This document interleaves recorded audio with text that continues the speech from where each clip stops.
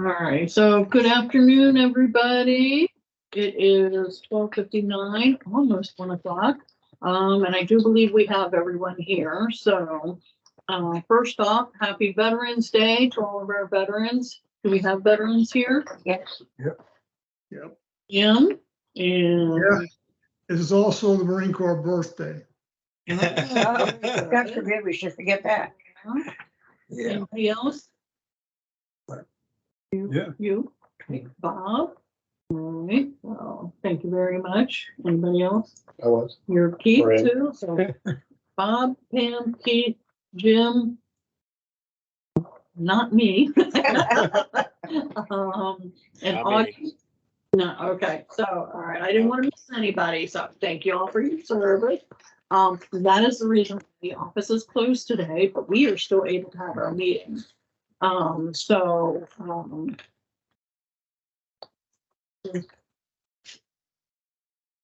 Just in case anybody comes in the lobby. Yeah. Well, hopefully nobody can get past the lot. You did. Well, that's because I have police escort. Yeah. Please cover it. Police escort me in. So, we can go ahead and call this meeting to order at 1 o'clock PM. Today is November 10th, 2023. This is the Ocean Pines Association Bylaws and Resolutions Advisory Committee meeting. We are having a hybrid meeting, obviously, in person and virtual on Teams. We do have quorum. And do all of you vote consent to having the meeting recorded? I do. Yes. Yes. Okay. Yes. Right. Very much. So next item up on the agenda is the introductions of our meetings, because as you know, that is one thing that I like to do every meeting, because maybe we'll have a brand new viewer of our recorded meeting later. So my name is Laura Pangrass, and I am the chairperson for this committee. Would my other committee members please introduce themselves? We'll start with you. I'm Pam Ferendi and I live at 92 Watertown Road. Keith Kaiser, permanent Ocean Pines resident, committee member. Augie.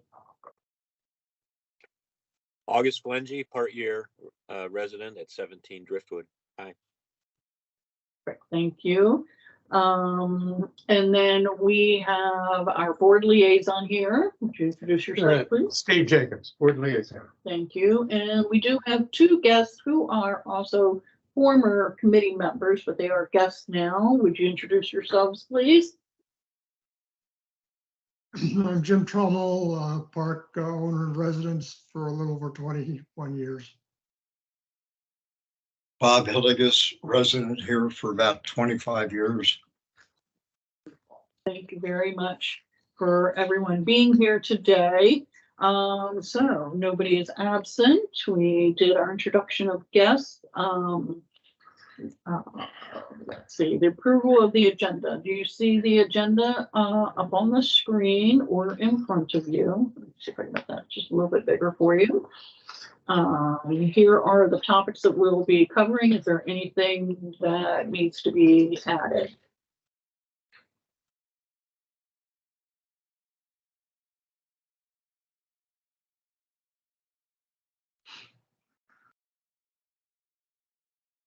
Well, maybe under unfinished business, I forwarded you that email Okay. response from the Yeah. agricultural review committee, Art and Mark, Okay. All right. just as a discussion That is an item. update. Okay. All right. Anything else?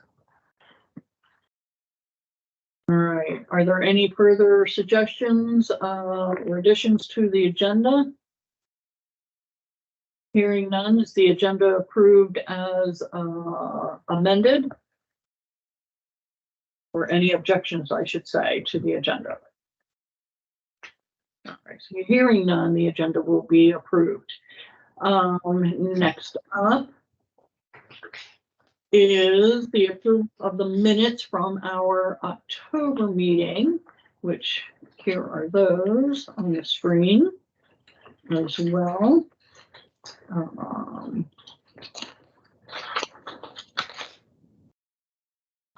Please let me know if there's any corrections that need to be done to these.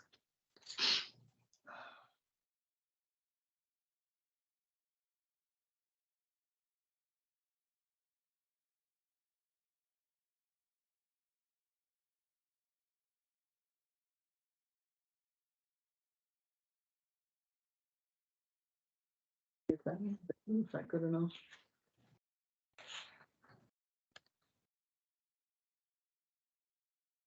All of these minutes were emailed out to everybody in our packet prior to today. All right, so are there any corrections or anything? All right, hearing no corrections, these minutes will be approved. So Augie, I think all I need you to do for me to make them official is, can you attach the make the PDF attachment with the governance document for it, and then resend that to me, and then I can get that sent to the office here for them to post on the website. Okay. Yes, I'll do that. Okay. Do that after this meeting. Perfect, thank you. So there's no corrections to the actual minutes. And he will put together what we do. All right, at this time, we have public comments. Do either of our guests have anything they want to discuss as public comment? Or just wait until, go ahead, Jim. Not at this time, no. Okay, all right. You don't. None at this time, no. Okay. All right, so from this point forward, we will suspend Robert's rules though, so that as we get into our discussion topics, if our guests would like to participate in our conversation, they can, okay? Chairperson's report is next. So at the second page of the agenda, you'll see my report. I attended the director's meeting on October 28th in person. I did do a public comment, but as myself, and I do not represent this committee when I make a public comment like that unless I have your permission and I state that I'm presenting on behalf of the committee. So that was just a personal comment. I did email Michelle to add our approved minutes from the September meeting to the website, which she did. I submitted our committee annual report, which I, in our board packet that I emailed you all the other day, I sent you the final clean copy for that for your records. I submitted that on the 27th, got a reply from the president, President Barr, stating to keep an eye out for whenever he schedules the executive committee meeting, which only met once last year. The president of the board calls that meeting and it's all the chairpersons and I guess the directors, the directors that are part of that one. So haven't had no further correspondence Does on that that. mean the whole committee goes or just you? No, just the committee chairpersons. Okay, good. Yeah, just the chairpersons. I did email the following committee chairpersons, because based on our meeting last month, several of the different committee resolutions are up for review. So I relisted them here for you. So they are the ones who I sent emails to saying, hey, you know, your resolution is up. And I believe I sent their resolution to them. That is posted on the website so they could see that. The only one that I received an acknowledgement and email reply was from the Environment and Natural Assets chairperson, Mr. Peck. And he said he will have his committee go over theirs and then they will get back to us on that. And I did email the Elections Committee to encourage them to relook at M06, which is what we had discussed and put on our annual report. So next up. Laura, you were also, you had a number of resolutions that had been updated for you to sign. Did you sign those? The ones that I did at our last meeting in October. Only those are the ones that I signed. They One, were, two, it's four of them, or, yeah, I haven't signed anything else since then. no, just those four. Yeah. They haven't given me anything else. I asked at the director's meeting if there was anything. And Linda said at that time, she might not have had it with her, but she didn't say I needed to come in to sign it. So, Yeah, I only asked because they still haven't been posted. well, if you recall, they were still waiting for the GM signature and, council signature maybe, I think, on that form as well. My signature is the last one usually listed, but there were still 2 blanks ahead of me. Yeah. they're gonna have to do So that. I'm pretty sure they won't From post May. it until then, but yeah. Which is something that maybe we need to discuss and remind them that, if they pass, we should get them signed and posted sooner rather than later so that people, if they're on the website, have the most updated, accurate form that they're looking at. Well, including the board. Right. I'm sure that's the resource they use. Yeah. Unless they're all gonna keep their own little private libraries of this stuff, but Right. if it's a amended document, they probably don't all have copies of the amended Right. version. So, And some of them we've have basically been been operating since Yeah. May with revised documents that essentially very few people have access to. Right, well, I think some of them I signed had been approved back in July before the new board came, so. Anyway, so my last thing is I will, my next director's meeting is, I guess, next Saturday, the 18th. So I plan, On these, resolutions, do you have a suspense date that they have to sign it by a certain date? not necessarily, no, they just need to acknowledge us and say if their committee looked at it, were there any changes that they would like to make? If they say, no, it's fine as is, then that's considered looked at, right? And that's what we said. Oh, yeah. Are you talking about the ones that are due? Yeah. That can do? Yeah. If Well, they- it would seem to me that if you're waiting for signatures, if you have a No, suspense. I'm not waiting for signatures for that. Two totally different things. Okay, I'll shut up. I got it. Yeah, two different things there. These The are other one ones- was resolutions changes that were approved by the board.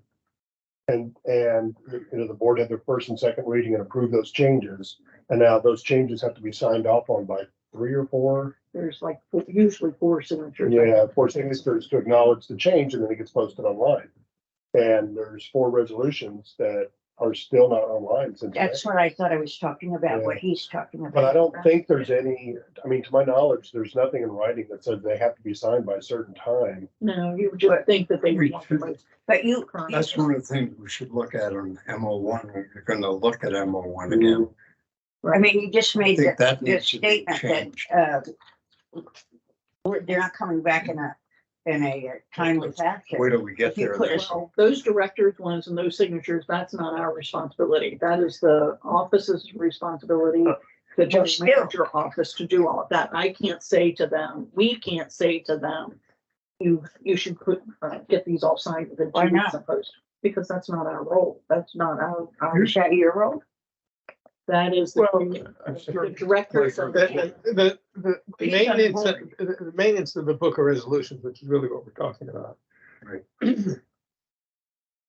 Is what, there's a variety of signatures that need to be, done for each resolution, and then it gets put into the book of resolutions and puts online. I have to tell you, and I understand the frustration. It's, in fairness to the staff, it's probably not the highest priority of work they have to do. They'll get to it when they get to it. We had, my recollection is, we had last year, board completed action on one resolution, and there was, I want to say, 8 months before we got all the signatures on it for whatever reason. It just sat there, and Are they a new resolution if they don't have all the signatures on it, or are they in a suspense date?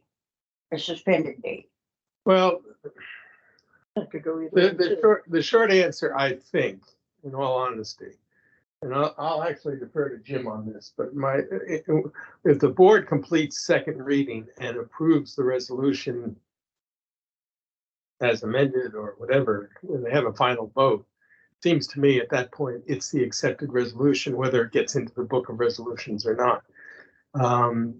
It's just, like I said, in the scheme of things, in terms of running the association on a day-to-day basis, getting these resolutions signed off on and into the book of resolutions is not the highest priority. It needs to be done, yes, there's no argument, but it's not, there's just other things that come up in the day-to-day operation of an association this large. I mean, it just is.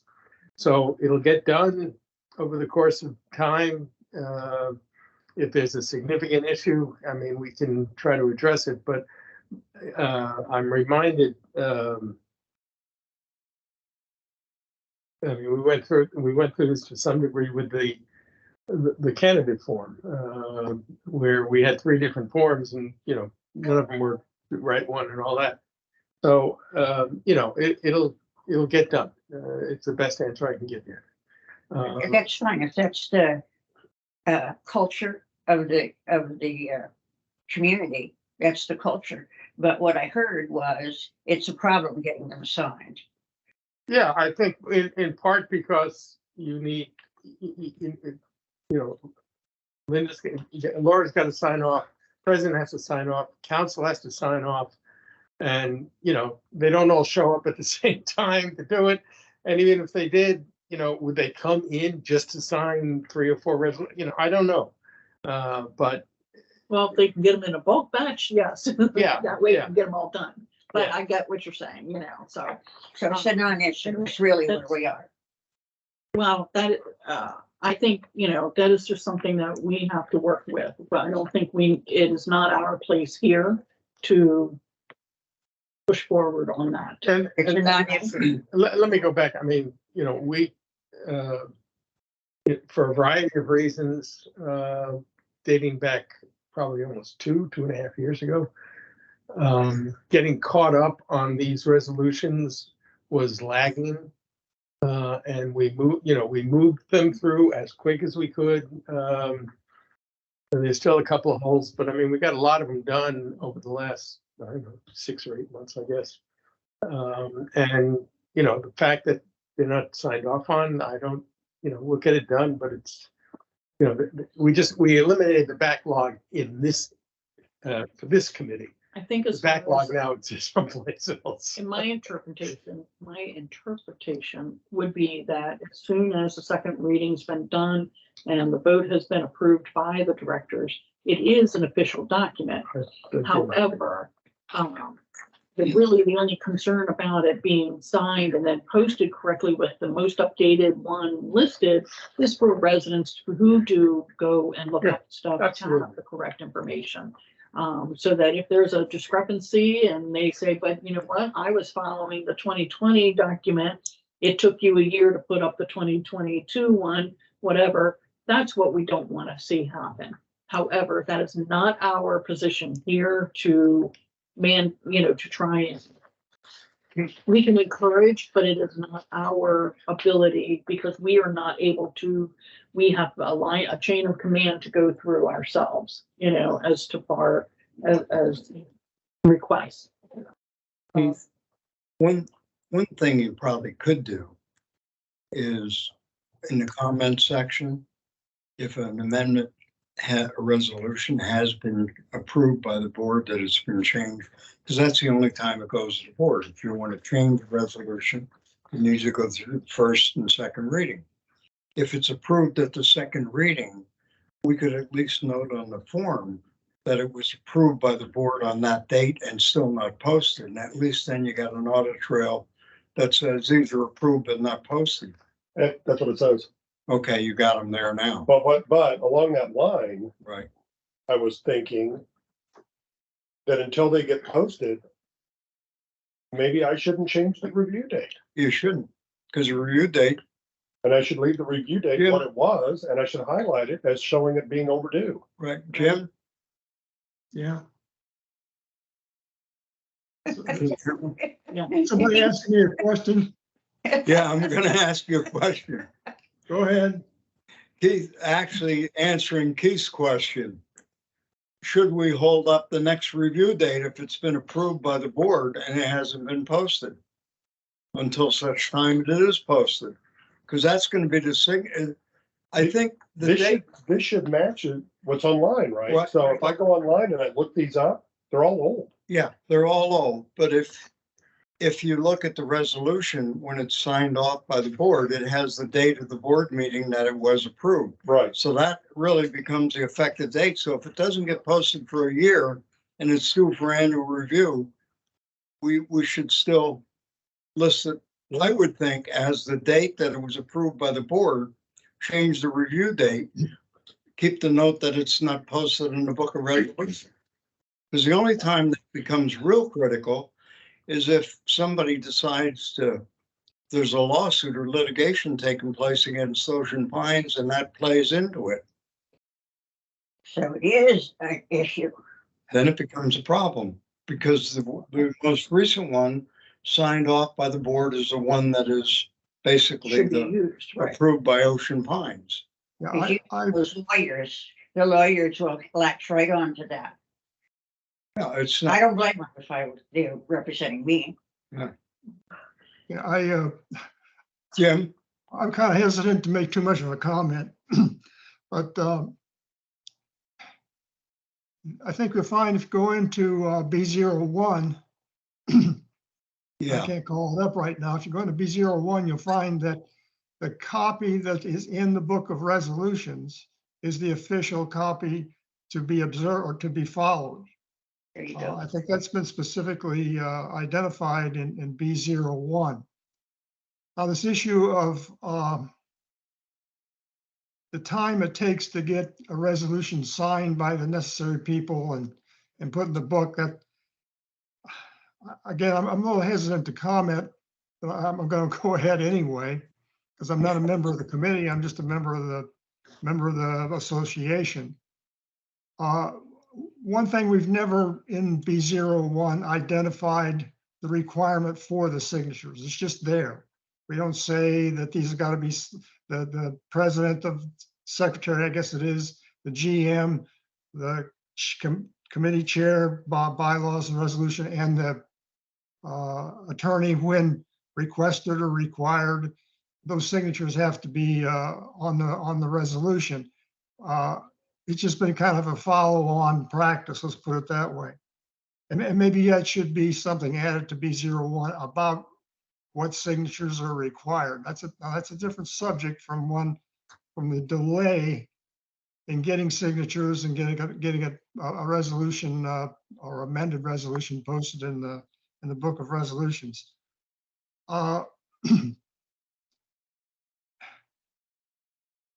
There's been a deterioration in that process. Why is it deteriorated? I can't say, because I'm not a part of the process. I've not, for some time now, I've not been a part of the process. But there's no question that back in the day, if I can put it that way, there's a fairly effective informal process for some of the stuff that has to be done. I'm talking about posting of minutes, approved minutes on the website, posting agendas in the website,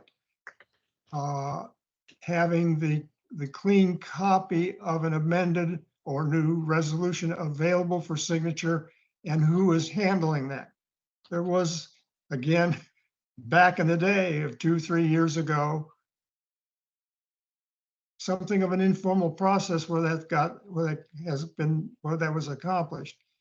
That process, informal process, and I'm not going to name the people who were involved, one of whom no longer works for the association, but that's gone away. And it does not appear that it's been replaced by a formal process that is doing things in a timely and effective manner. That again is just my comment, my perception of what I've seen going on. The delay of months in getting approved resolutions, approved amendments signed just didn't happen 2-3 years ago. Just didn't happen. Again, let me kind of summarize. As far as signing the document itself, we've never really defined that. Maybe we should. I say we. Maybe that should be done in B01. What signatures are required and why they're required, in the case of the attorney in particular, before they go into the book of resolutions. But I think if you go as far as what is the official recognized document, I think you'll find the B01 says whatever's in the book, that's official. And if it's a year old, it's still official. Right. That's my, into my comments. So it's the updated resolution is not in the book until all the signatures are on it. Is that correct? Well, we don't specifically say that. And that's behind my comment. We don't say anything about signatures that I can recall. I should be careful to say that.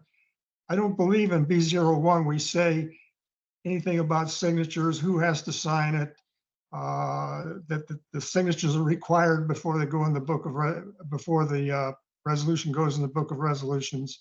I don't believe that is addressed in any significant manner in B01. And the signature process has just been kind of a follow-on, this is the way we've done it kind of thing. And perhaps that's not adequate. I don't think that's going to solve the problem of getting signatures timely and getting an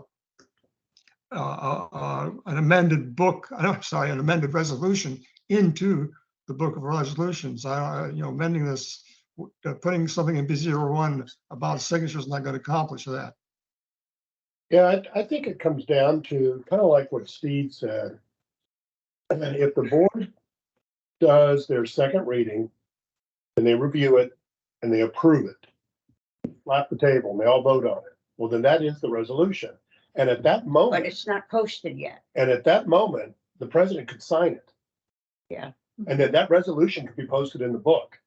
And then the other signatures could all be informational signatures for those people that they could come in on whatever schedule to apply those signatures. But I think it would be completely reasonable if the board approves the resolution and the president signs it, it goes in the book. Okay, that sounds very reasonable also. But where does it say that that's how we're going to follow? So it would, basically what we would have to, if we think that this is important enough, we would need to create a charging document to the board and say, this is something we think may need to be looked at for the following reasons. For B01 to really decide how we want to treat these signatures. Are they mandatory before it's approved? Because I don't think they are. I think, like Steve said, once the board votes on them, I think it's approved. That's it. It's ambiguous the way it's written in the resolution. You can interpret it either way, I think. But I would agree that, I would think as an outsider looking at it and having lived with, and Jim's been through it too, the resolutions we got backed up and we got current, is B01 belongs to the board. But we certainly, this committee, not the committee, could recommend to the board the changes they want to make there. Because if you read D, where it says adoption of the resolution by the board of directors, it talks about at the meeting and the next thing goes on by the board. So it would imply that it's approved. Right. But if we're saying the book of resolutions overrides this, then the old one would be there. So I think it needs clarification. I move that we send a charging document to the board of directors to clarify. Well, let's hope we start. This whole conversation started under my chairman's report. Okay. We're not there yet. That's what happened. and making it something official that we add to the agenda here. Okay. This is just this conversation started off with the chairperson's report. It's on the agenda. Report as is done. Okay. Okay? So. I apologize. You are correct. Hold those thoughts. You can make whatever motion you would like when we get to new business. Okay? So Any other questions or comments about the chairperson? Um, Way to reel us in. I know, I didn't think it was gonna be that, exciting, but, anyway, so next up on the agenda is the board liaisons report. Do you have anything separate that you would like to report before we get to the discussion points? I don't think so. I sent you the report from the elections committee. I sent emails. I think I CC'd you on the two issues from last month's report. I'm trying to remember what they were. One was N09, the search committee. Yeah. I'm trying to recall the other one offhand. I'm drawing a blank. I apologize. Records retention or Oh, ethics and record, yeah. conduct. Yeah, records retention, yeah. So, I mean, that's sort of where I have not gotten any response on those two issues at all from any member of the board. So that's really about it. We have I think it's fair to say that the board's intent at present is to go to a second reading on M01 at next week's meeting. Just so you're aware. It's under our new business, so we'll bring that up. That's it. So, thank you. All right, so unfinished business status updates. As I've explained in prior meetings, that I leave some of this stuff on there just to make sure that we don't forget about it. M06, there is no action from this committee needed at this time, because that boils down from needing to see some comments from the elections committee to us if they need us to be a part of that update or not.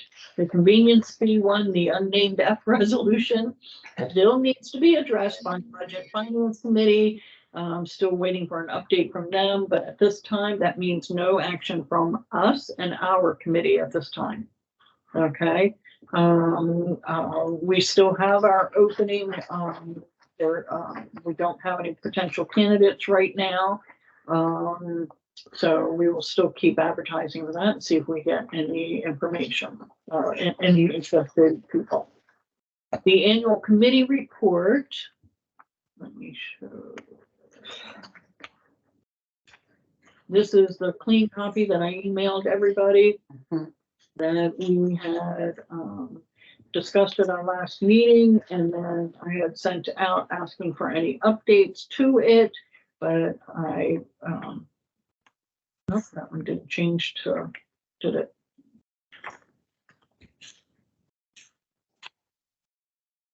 Didn't get those changed into the black, which normally I thought I had, so, oh well.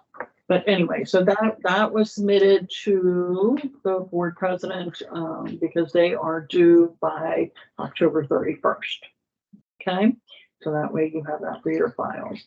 You did a very good job. Thank you. You're welcome. Well, that was a team effort here. Can I just to be clear, I know it's on unfinished or old business, whatever term. The election committee report does say coordinate with the bylaws and resolutions committee on a recommendation to, and they make two recommendations. Now, I don't know. My reading of their report is they've reached their own conclusions as to the two issues they raise. I think it's a little unclear at this point whether they intend to do much more than what is already in the report. And it may be worthwhile to follow that. But I would say that when the last board approved a set of changes to M06 dealing with the ability to watch the count take place and those sort of issues that came up because of the location of the new contractor being on the West Coast, there was a fair amount of agreement that all of M06 and I think now are 4 attachments need to be reviewed.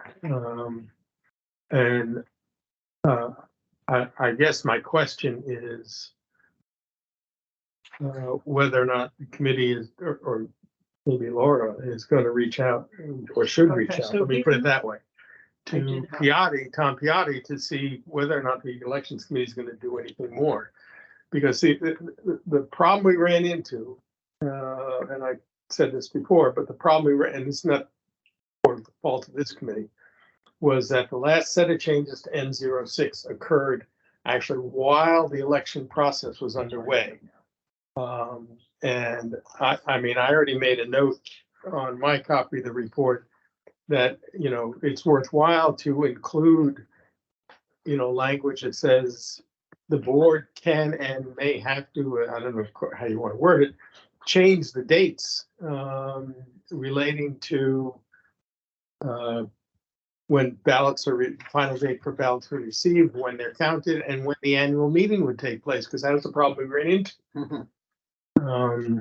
So I'm not, it's unclear to me, I'll leave it at that, whether or not the elections committee is going to do anything more than the report that they have now filed with the board. In which case the question then arises is who's going to address everything else, or whether anything else needs to be addressed. But I think there needs to be, at a minimum, there needs to be further communication with the committee. So I have it up on the screen, the elections committee annual report. So down at the bottom, if you look at number 8, the action plan, it says coordinate with the bylaws and resolutions committee on a recommendation to 1, adjust the 35-day eligibility date and or date of the annual meeting, and 2, eliminate the observable count requirement. So they have not officially reached out to say, you know, directly to committee chairperson to committee chairperson. The only reason I'm aware of this is because, you know, quite honestly, I don't go and read everybody's annual report.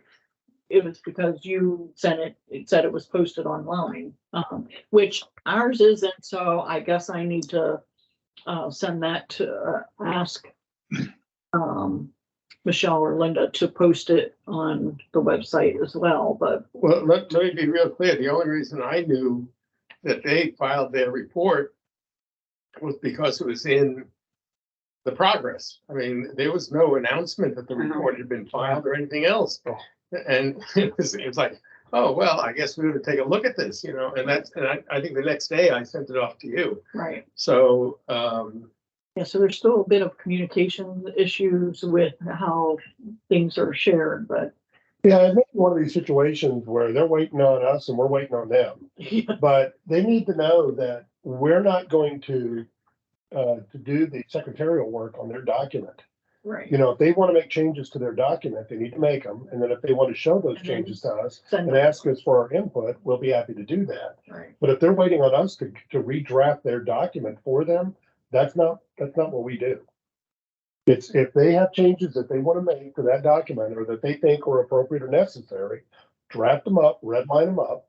And then if they want to run them by us before going back to the And board. see if the wording matches. Or if it conflicts with something else that maybe they're not aware of, then we'll do that. But Right. we may be both waiting on We each shouldn't other. have to do our work either, right? well, and so let me just add one, excuse me, okay. just to add one other thing, and I believe Jim has pointed this out in the past.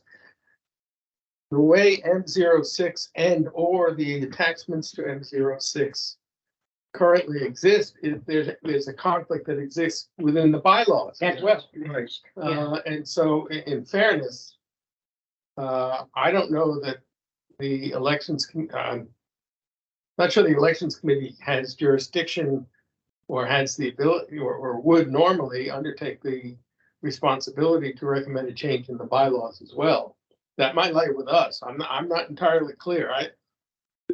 My concern, let me be real clear. My concern about this is I don't want to come back to this issue Right. next Election. May or June Yeah. when the campaign is underway. We had enough confusion over the last 3 elections. We have got to get this right.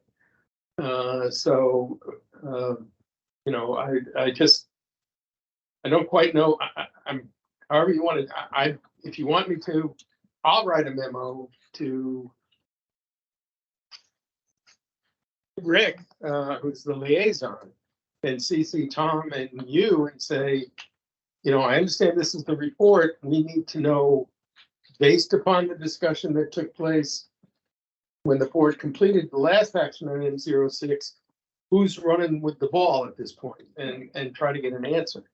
But however you want to do it, but I think we're doing a disservice to everybody if we don't get our ducks in a row and get this thing settled We can't, before the next campaign begins. you can't run every election like that, and we've been doing that for the last couple Yeah, of years. I'm with you. I think we just have to be very careful that we as a committee don't end up trying to run other committees. well, So they're an advisory committee to the board, just like we are. So they can go to the board just like us and say, hey, there's a problem here. We think there's a problem with the bylaws. You know, here's a charging document. They're no different from us in that respect. So I don't think we can take a position where we become all the other committees' moms. Because then all the problems will be our fault.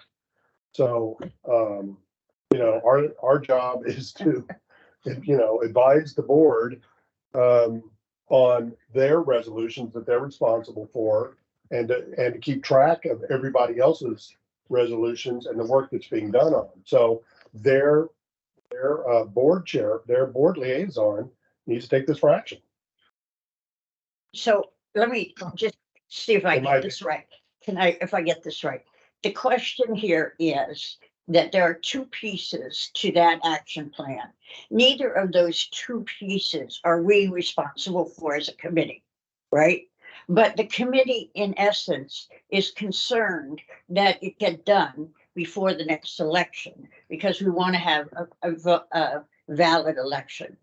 So the solution that I heard was that Steve offered to, and what did you offer to do? Well, Reach out to I'm the- willing to, however, whatever general consensus is. My original suggestion was maybe Laura should reach out to Tom Piatti. In the alternative, I'd be happy to write a email to Rick, who's the liaison for the elections committee, and CC Laura and Tom, saying, you know, it's based upon the last conversation when M06 was before the board. There was a consensus agreement among those who spoke, including Rick and Doug and myself, by the board that M06 needs to be reviewed along with what I think now are 4 attachments, and with a recognition that there may be inherent within M06 as it currently exists, a conflict with the bylaws. All those issues, and then I added one more, which is based upon what happened at the end of this last election. We had to change all the deadlines, and we did it. But whether or not the specific authority existed to do it is prolific. So all I'm saying, and I don't disagree with what you're saying, Eva. I just, however we want to do, whatever action is the board, the committee suggests we do is fine. My interest in this is not that it doesn't just sit and lie fallow until we either issue a new contract to this company or a different company to do the election. We say, oh, we got a problem, we got to change M06. And that's, I don't want that lying there without someone working on it. So however the committee wants to handle it is fine. So what I summarized what I heard about the concerns. The only reason I hesitated with Steve was I wasn't quite sure what solution this committee is looking for. And it looks to me like there's 2 possible ones. Steve's discourse, because I didn't want to say it for him, or Laura take care of it. It seems to me that's pretty easy to move this off the agenda for now. And my 2 cents is that you both do it. My recommendation is you reach out to your counterpart and just have this discussion. Are you waiting on me?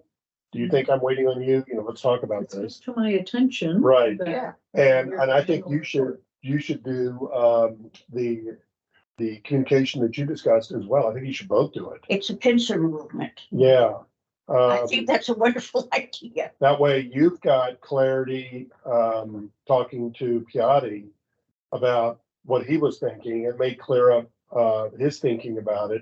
And you've also got, you can put a stake in the ground. On this date, I talked to him and we came to an understanding about it.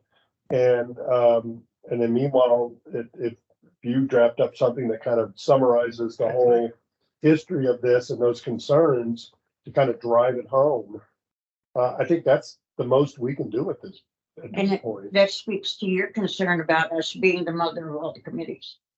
I think I move that we ask Steve to notify his counterpart that we have a discrepancy in M01, and we need to know how to proceed, and that Laura do the same thing with her counterpart. Is there a second, since there's a motion on the floor? I second that. All in favor of the motion presented, please say aye. I guess I reinstated Robert's rules for that, didn't I? Because when there's a motion thrown on the floor, I gotta clear it. I'm really sorry. Yes, understand. So, and Augie, just for your note taking, this, all this discussion, can you put it under the M09 under new business? Right, is that the right one? M06. Or M06. M06? M06. Yep. Yeah. We'll have to add that to the agenda then, if you'll just label that with the correct one for me. Laura, I don't want to go back over what you've just done. Uh-huh. A question for Steve. Steve, are you saying that this elections report, that the board literally does not have it? Is that what you're saying? No, No. it's posted on the website under Well, the, I know, but it's addressed to the board. oh, I'm not quite sure what you're asking me, Jim, but let me put it to you this way. I didn't know, and I don't think any other board member knew, with the possible exception of Rick, because he's the liaison, but for the most part, there was no communication to the board from the elections committee saying, here's our report. The only reason I knew it was there was because it was in the progress. And I guess Tom Piatti had a discussion or conversation with the reporter from the progress, and that's how it got covered.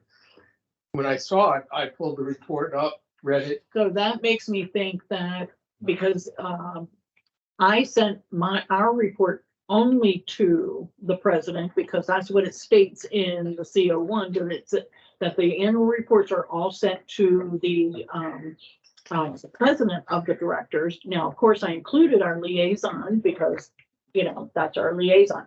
Is the president receiving those annual reports and then not sharing them with the rest of the directors? That seems to be, hey, if he's the collection point, then at that point, to make sure all of the directors are aware of the annual reports that each committee has submitted, if they did submit one, should be dispersed. Yeah, I'm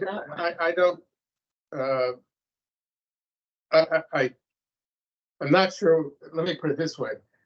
I read the elections committee report as being the report that the committee files regarding the last election. Correct. As opposed to their annual report as to what the committee Right. has done. Now, he may have accomplished both. And I mean, I know that the title It's is, labeled, on the website though, it's labeled as their annual report. well, it's not what it says on the cover, which is the Ocean Pines Association Elections Committee Report, Board of Directors election. That's what it says. I don't know the answer, and I think to some degree, the issue you're raising may be a little bit different. I do take that back.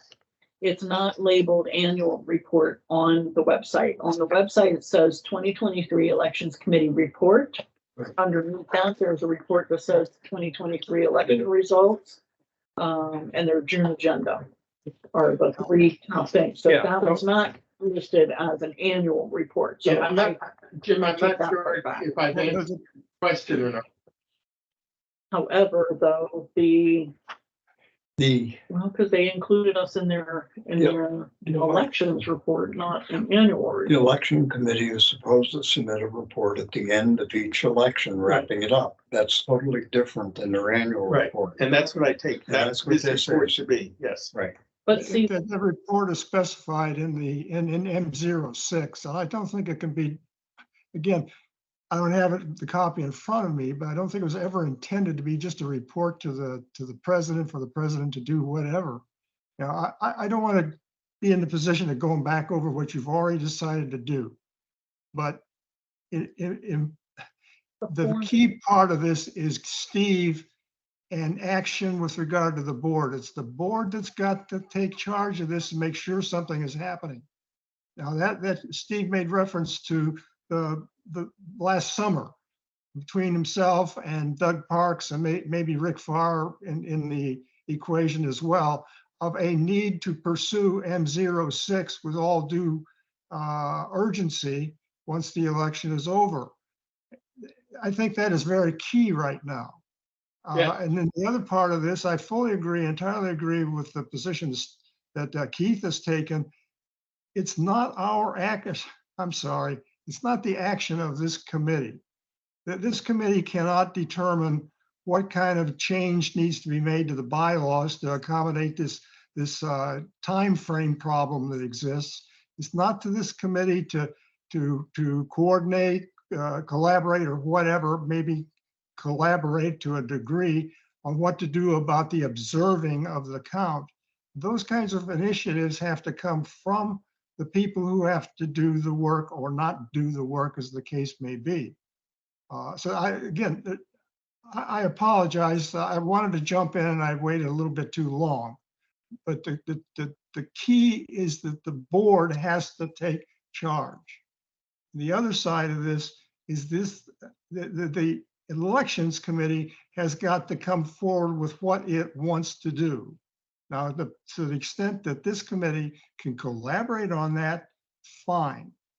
But this committee is should not be in the position of this is what can be done or what should be done or what to do.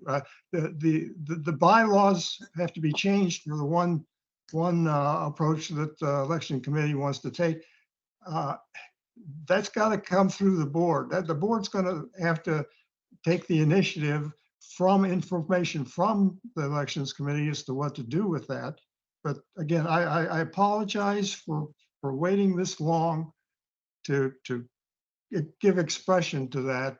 But that's my feeling, my opinion. you're fine with that, Jim. If I may, just, and Jim, I don't disagree. I think, basically there's a need to sort of say, if nobody does anything, then nothing's going to happen. So Right. I sort of agree that there's this issue about, the board has to find a way to direct the attention, and the elections committee should look at all of M06 and the attachments, and then look at the bylaws to see whether or not there is in fact an issue. If there are other issues that need to come up that maybe the elections committee did or did not address, then again, that would be addressed by the board through the first reading and second reading process that we go through. I don't disagree with that. But as I said, my interest in it is really just to get the ball rolling, because the way I read this to some degree is the elections committee may very well feel they have completed their tasks. And I'm not trying to speak for you, but I think you would agree that maybe they haven't. And so I think there's a need to sort of not just kick the ball down the road a little bit, but maybe kick somebody in the rear end and try and get them to do something. And I will clarify the way it's labeled as elections committee report, but they followed the format of the annual report. That's why it's confusing to me in my head. And I was thinking it was their annual committee report versus just the official, election result type, end of that cycle report. Because if you look at it, it's all set up exactly, and they answer the questions that are in the annual report, yet it's not truly labeled the annual one.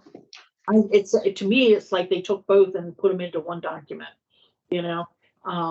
But if this was in the format of an annual report, then I do feel the president, if they receive this directly, like our report, should be making sure that all the directors see every committee's annual report so that we're all on the same page when it comes to discussions, you know? You want to know why maybe our liaison brings up a certain topic based on a report they saw. Yeah, You know? I'm concerned that it's addressed to the board. So who did they send it to? Because copies clearly didn't get sent out to all the board members. And it was addressed to the board. So Well- I think that's an issue. Just real quick before I forget though, you know, back to this issue of collaboration, or you calling BI, there's a possibility that they just may not be familiar with what it takes to change these things. And in that case, you could be kind of in an educational sort of training mode where you say, well, look, here's how it's typically done. Right. You get a Word version of your document and you start marking, somebody on your committee has to volunteer, start marking it up so that you guys can talk about it. Right. And you get it to a point where you think it's ready. And then at that point, if you wanted to share it with us, you could, but you're not obligated to. You could go to the board with it, but maybe from an educational standpoint, it's possible that some of these committees who don't, you know, nobody marks documents up as much as we do. So some of these committees may just not be that familiar with how it works. Right.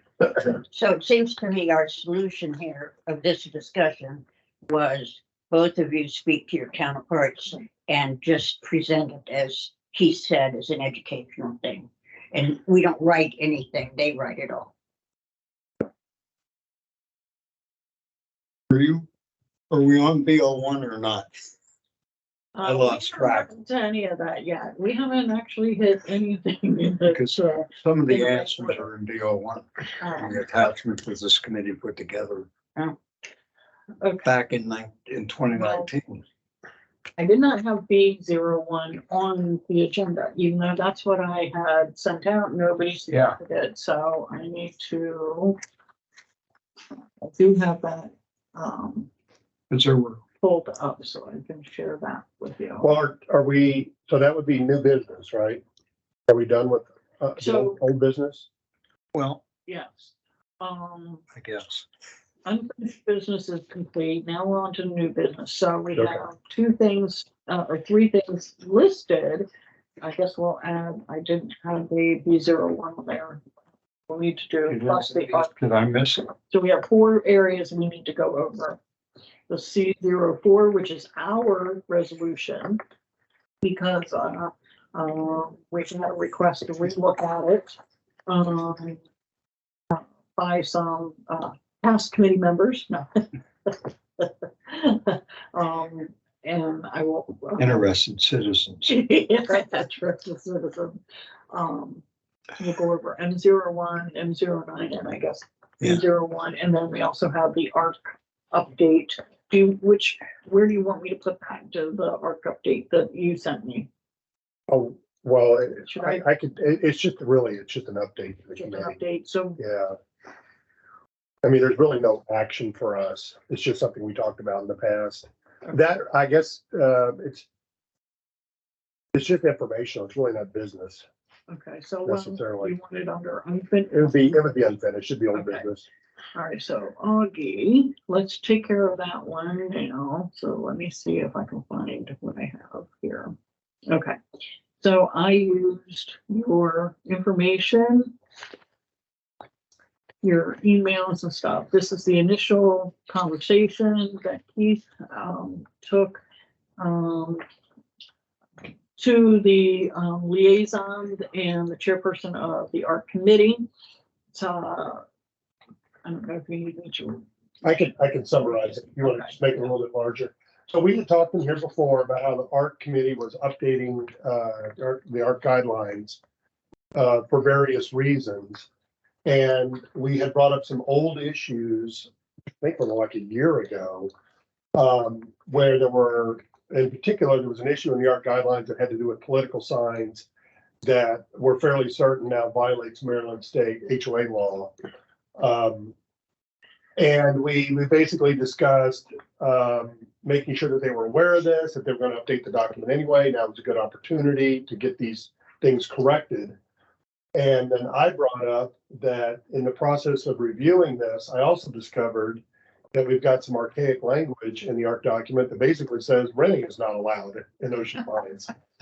So, but it's really not committee business. So just to wrap it all up, essentially, I wrote this to the ARC committee and to the ARC committee liaison as a association member, not as a committee member, just to kind of summarize these issues at a high level. And I attached the references. And if you scroll up, Laura, you'll see I got a response from a very nice response from Elaine pretty quickly. Laura, can you scroll up a little bit? Just where she basically wrote back and said, thanks for the input. She was passing it on to their liaison and to their attorney to take a look at those and make sure that they were in compliance. So I've not heard anything since, but she's not necessarily in any obligation to respond to me either. So I'm just FYI, I did get this in their hands, did get a response from them. They were aware of it and they were going to take a look at it. So that's it. There's really no action for us. Just it was something that we had discussed. Anybody have any questions for Keith on that update? And that again is all for Augie's note taking purposes. This is just an informational update. Right. I got it. Thank you. Okay, so.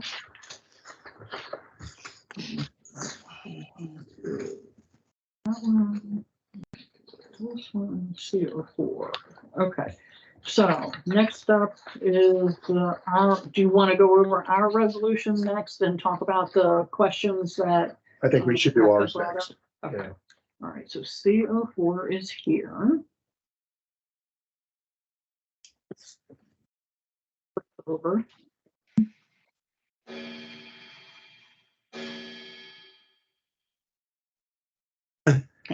That's a Grandfather I clock. don't know why I can't move that. That's a clock here. Oh. The phone is disconnected, but I have a pendulum clock in my office. Oh, okay. Why is it stuck? Okay. Is that to wake you up in the middle of the afternoon, Jim? Oh, there's a long story about it, but that's for another time. All right, the transmission between Teams and the computer is slow moving here. There it goes. Okay, now it's not C4. All right. Oh, too big. Okay. So, I am going to open the floor to Bob to help share the questions that you and Jim have about and what parts of our the bylaws resolution that we need to look at. Jim? Yeah, There were two pieces to it. Number one, the attachment that that the committee agreed on to the governance document as to how we deal with that. And the other was the amendment that the committee put together and was approved by the board to BO1, which talked about the support that the committee would provide the process, which is what you define, Keith, is that when a resolution is prepared or a committee wants to change it, they redline it, submit it to their board liaison for the first reading of the board. If the board then approves it, it comes back to this committee so we can review it to make sure it's not in conflict with any of the other resolutions or bylaws. So that part worked fairly well, but there were some improvements I think we could make in that recommendation to the board And some of it may tie back to what you just discussed and Jim brought up, where there isn't anything in BO1 about signatures and timeliness. And I think the committee, this committee, while BO1 belongs to the board, could through suggestions, some changes to BO1 that would help the process. Because what we want to do is try to get resolutions. If a committee is going to look at their resolution and make some changes, that it's clearly understood. They prepare the red line as you discussed, send it to the committee, to the board. If the board approves the first reading or suggests changes, then it comes to this committee before it goes back to the board for the second reading. And a lot of that is not defined as well as it could be. We put something together way back in 2019 when we were having the problems, but I think there's room for improvement. So it's kind of our attachment that we put to it is one piece of it, but it kind of ties back to BO1, the resolution attachment that we, as a committee, submitted. Seems like we've talked about this before. Yeah. And we never, And in particular, the part about the flow. right. And I want to say, if memory is serving me, and God knows that's not reliable, Join the club. that it seems like what we decided on is that we did not think it was a good idea to make that flow too strict. Okay. In other words, I remember Jim saying something one day that I was kind of surprised by. He was talking about how, the first reading is mandatory, and that there has to be a break between the first and the second reading. But the length of that break is not defined. In other words, the board could take a half-hour break and come back and they could have a second reading on it if they wanted to. If I'm remembering this correctly, what Jim said. I don't think we want to insert in writing some sort of mandate that says that after the first reading, it has to come to us. Because I think there's going to be times where for reasons of trying to get something done in a timely fashion, that, we only meet once a month. Right. So you basically have automatically added a month to a process, potentially for no reason. So I'm not opposed to language that says if there's any questions or doubts that we could be copied on the red lines that are going to the board. My suggestion would be before they go to the board. Or not before as in they can't go to the board, but as a part of the process, they could send red lines to the board for their consideration. They could send us a copy of what they submitted to the board. Right. So as the board's considering it, we can also look at it. If we decide that there's a conflict, then we can go back to the board before the second reading and say, oh, by the way, we also looked at this. Or if the board says, hey, would you look at this? We've already had an opportunity to. That way we're not slowing down the flow. Right. Right. We're potentially adding to it, but we're not slowing it down. And even that language, I think, the language of it should be that it's optional, that it's available, but not mandatory. Because again, I don't think we want to get into a position where we're slowing everybody else's. Because then who's enforcing it? Right. Yeah. We don't want to become the bad guy people either, and having to play, you haven't done this, and this, you know what I mean? And I think, I agree with Bob and what we were talking about earlier during your, before we got into business. Right. I do think that I would support us creating a charging document to go to the board to say that we think there are things with B01 that need to be looked at.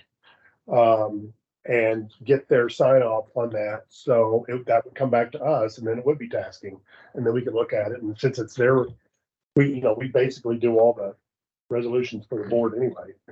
then we could mark it up and provide them some specifics. And I think this flow could be better, and the discussion about the signatures, which ones are mandatory, which ones are optional, you know, when do you actually post it in the book? Are you gonna wait for all of them? You know, all of that stuff could be addressed in B01. Thank you. So given everything that you said, what do you think this committee should do at this point? I think we should create a charging document to address our concerns to send back to the board. That's what I think we should do. For So- B01. So can I make a motion? Can I make a comment first? Jim, Yeah, let's finish our discussion before we start. Get ahead of the curve here. Yes, Jim. Trying to, one kind of irrelevant comment with regard to something he said. Between the first and second reading, the second reading has to be a little bit more than a 20-minute delay. It doesn't, the first reading has to be at a regular meeting. The second reading does not have to be at a regular meeting. It can be a special meeting. That's what you said, yeah. They could- Sorry. That's what I said. They could. Yeah. Which could come about relatively quickly, but it Yeah. still has the notice and that kind of, Right. those steps, procedural steps in there before you can have a special meeting. But at any rate, I'm now losing track of what else I wanted to say there. Get back on track, Jim. Okay, well, I remember now. I have, with regard to B01, I have always taken, in my day, let's put it that way, a much more of a committee ownership role on B01 than it being the board's resolution. Yeah, the board's got to approve resolutions and amendments to resolutions. Yeah, certainly they do. But the title of the resolution is Book of Resolutions. Yeah. And the title of this committee is Bylaws And and Resolutions.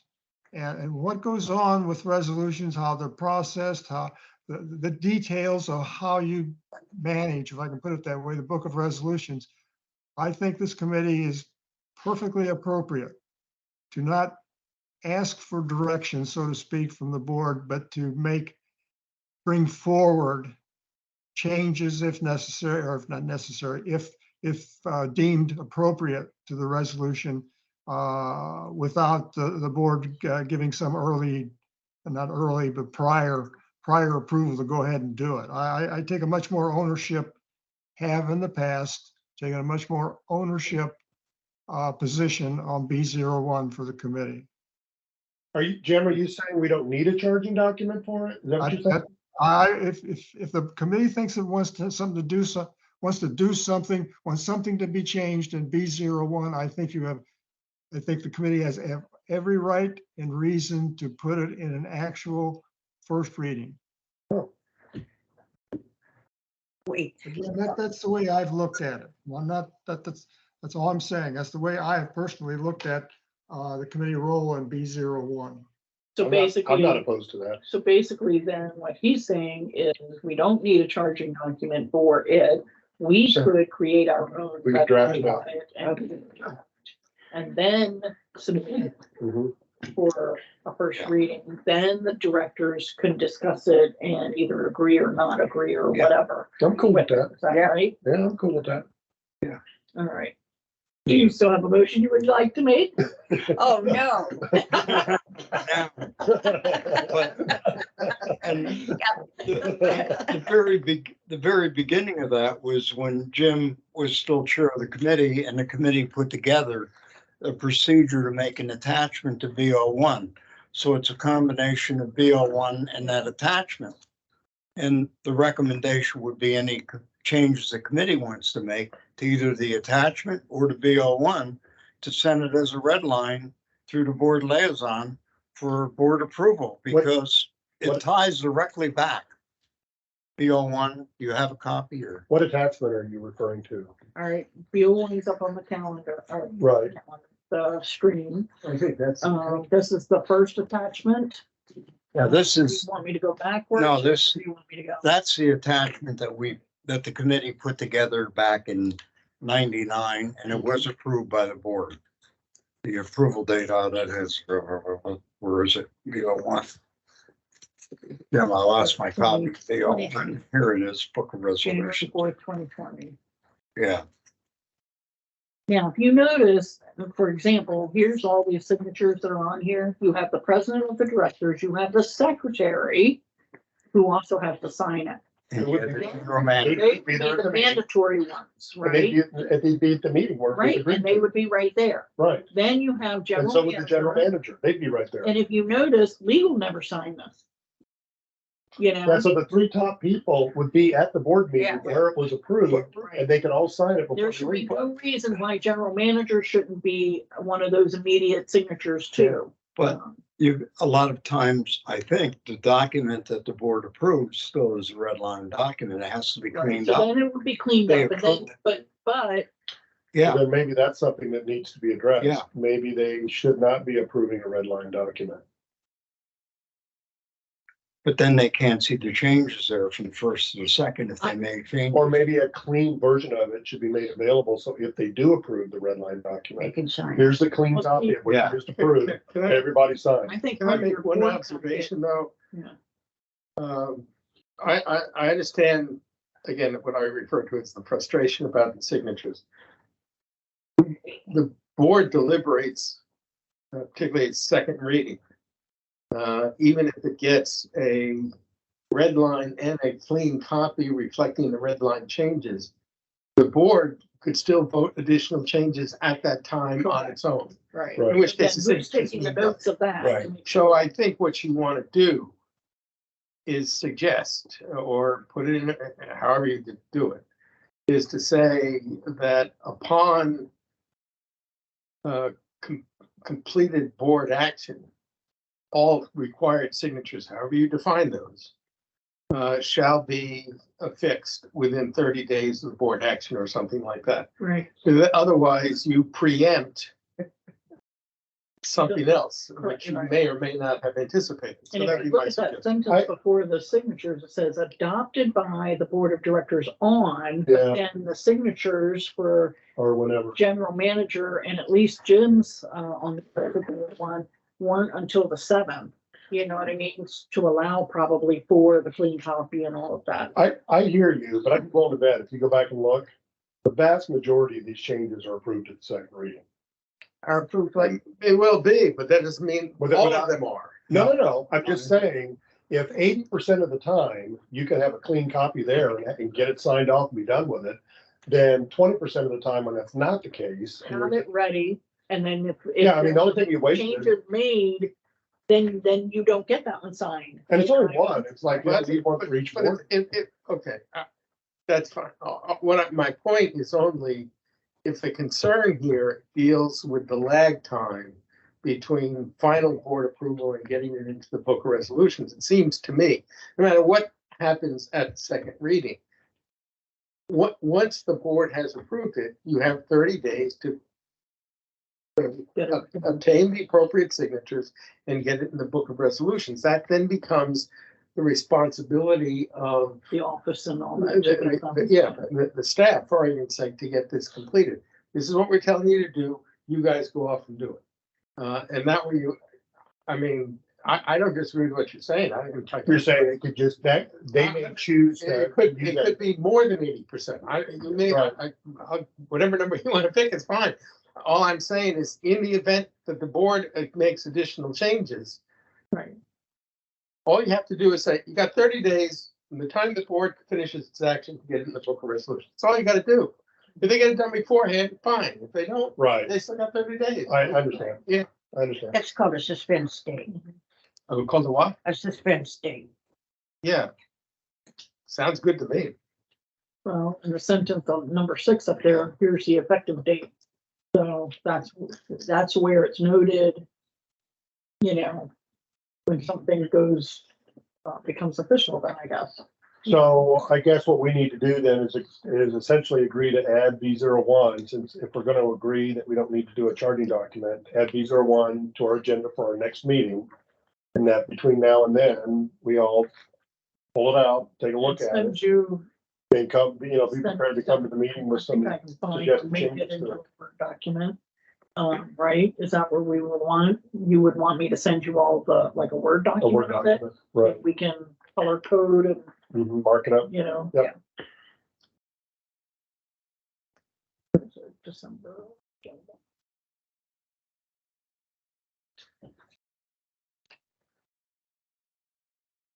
Are there Word documents available for, or do you have to convert them? See. I didn't have to convert them when I printed them out for my resolution book. I just printed them out.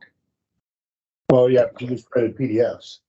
Yeah, the PDF No, files. I transferred it to Word so I could look at it. Oh, you transferred it to Word. So you have Adobe that you're able to convert, yeah. Okay. Okay. You're right. The bottom line is you're right. I do have a Word document for the 01 draft red line copy that we worked on January 27th of 2023. So I can Ooh, pull that. there you go. and see if that- We just, do you have Adobe, Laura? I have a different PDF program. Because we thing. I should probably- be able to convert it, I think. We probably shouldn't use that one. I mean, we should all take a look at that one. Okay, Uh, to see what our last update. right, were. but we should probably convert a clean copy from whatever's in the, I'll try it. If I can't, can I send it to you and are you able to yeah, change I it? can convert it. Okay, I'll try it first. And then if I can't, I'll Okay. send it to you and then let you know. Okay. Okay. CC.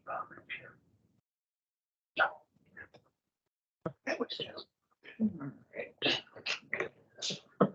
They think they've escaped.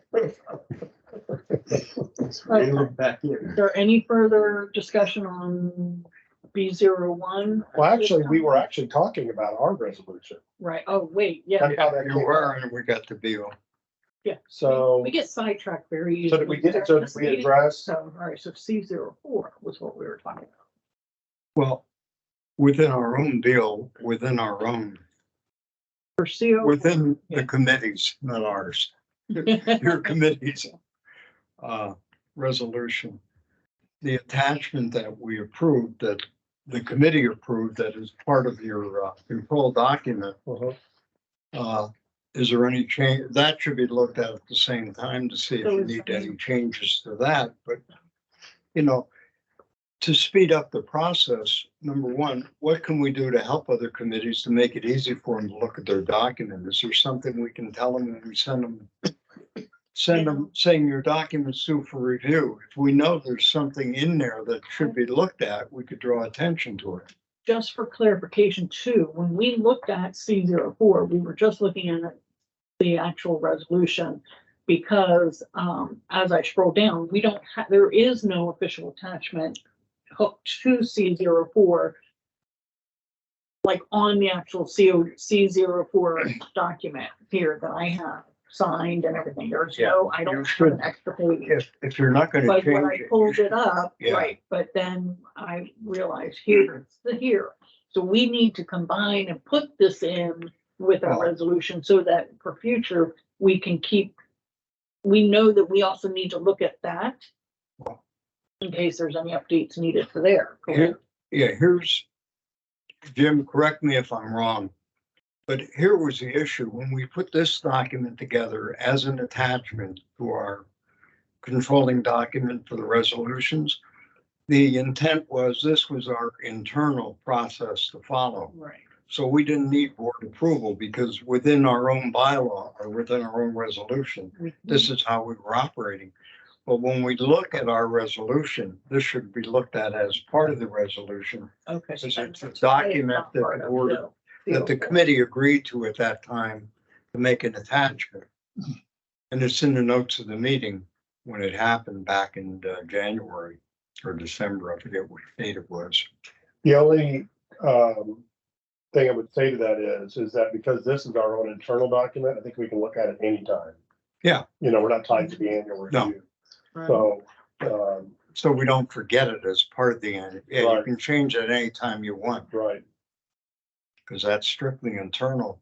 But when we're asking committees to review their resolution, we're saying internally, if we make 2 or 3 attempts and we don't get any feedback, we're gonna change it.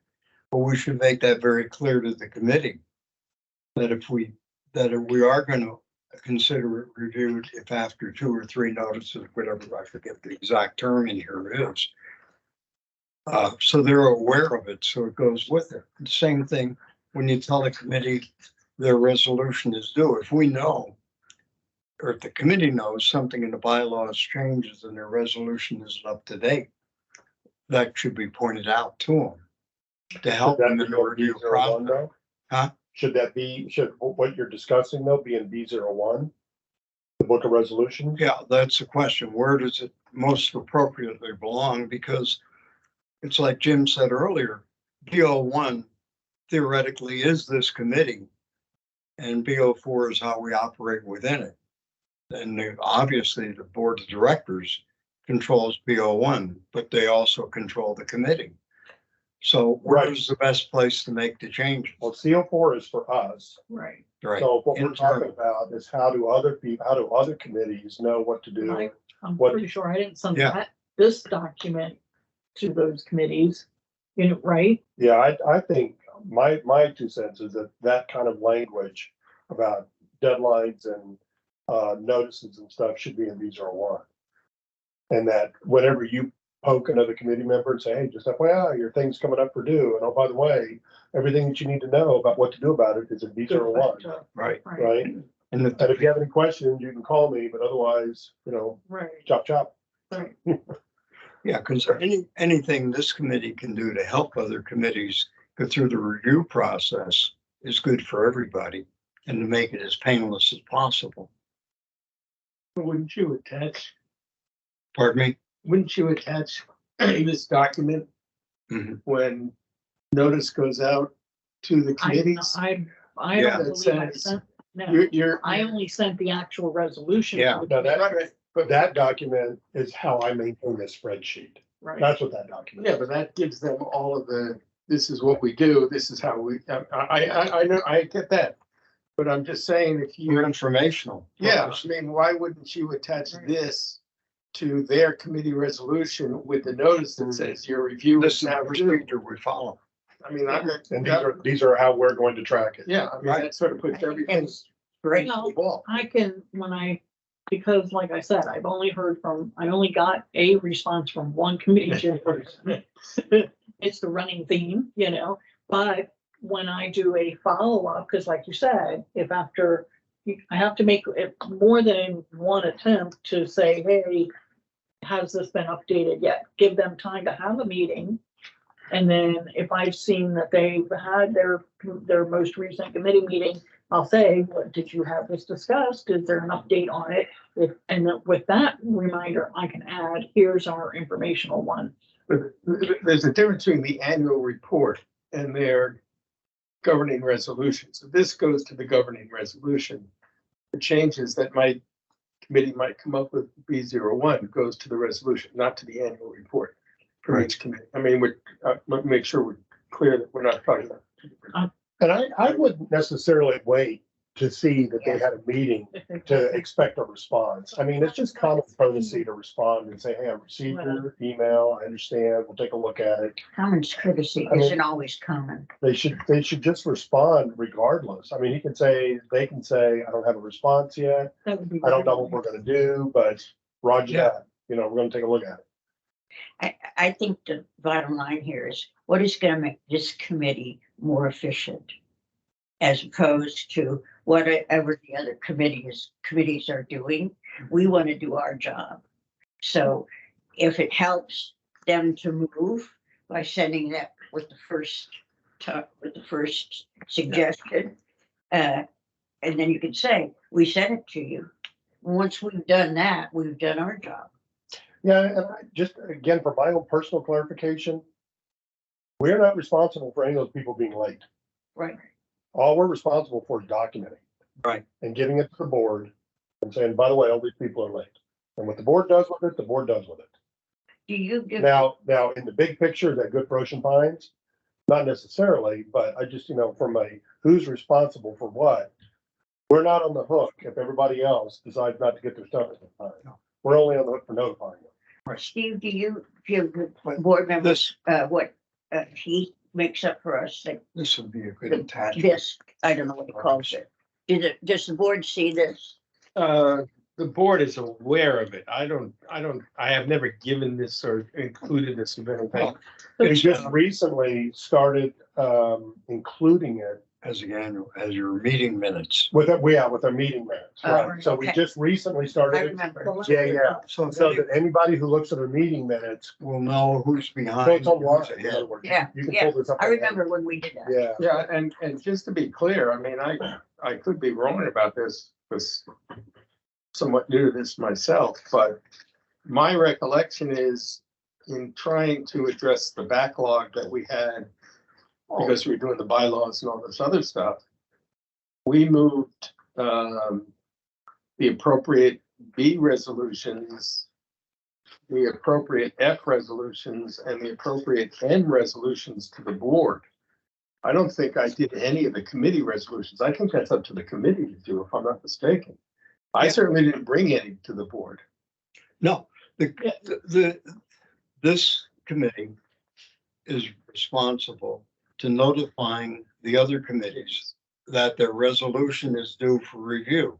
By the committee, that committee and the board. Right. Right, that's what I'm saying. So I never, all of the C resolutions, I never brought to the board's attention. That was the job of budget committee, finance committee, Yeah, golf they're- committee, whoever. Take them to Right. there. Right, so I only, because of the backlog that we had in this document, Right. I did the, when the We committee got them did cleared. B, F, and M resolutions. Yeah. Right.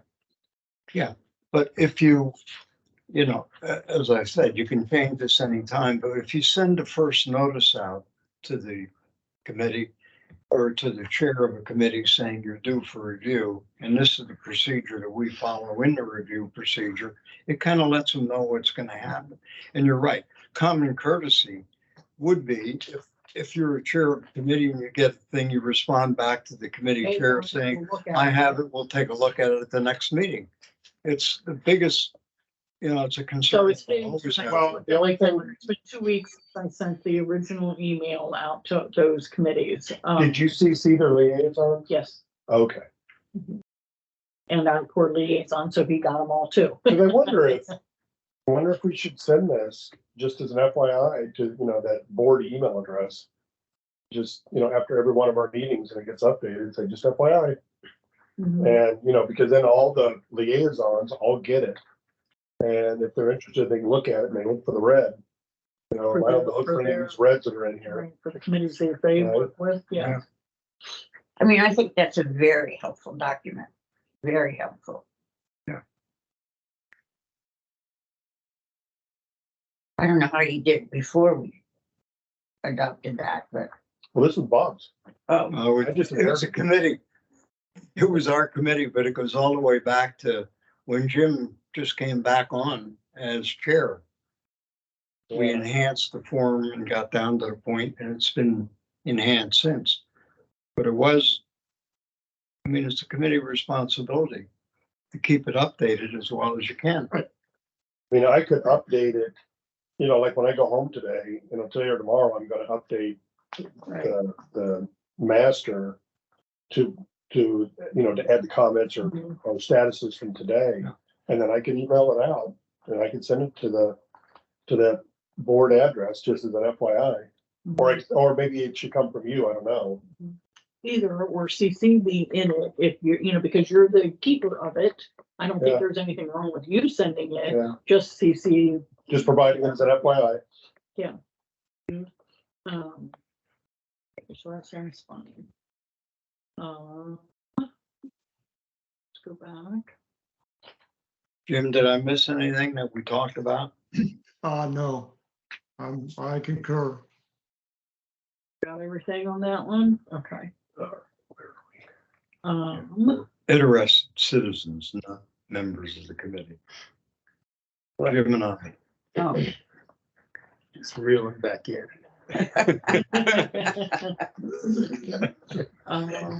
All right. So now I got M1 and M9. Listen, I am quite thrilled that I can now go back into my archives and remember when we did something. It's just started today. Up until now, it's all of you are going back into your archives. And Jim, I don't know where he goes. He must go underground.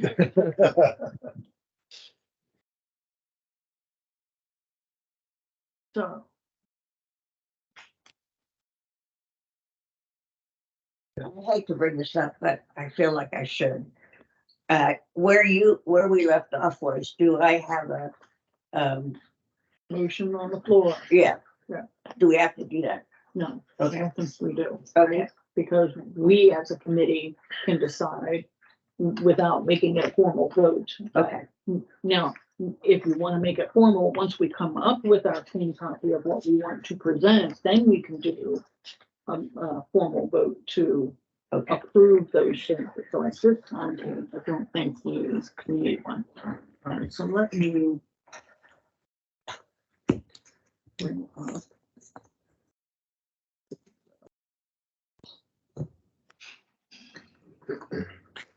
M01.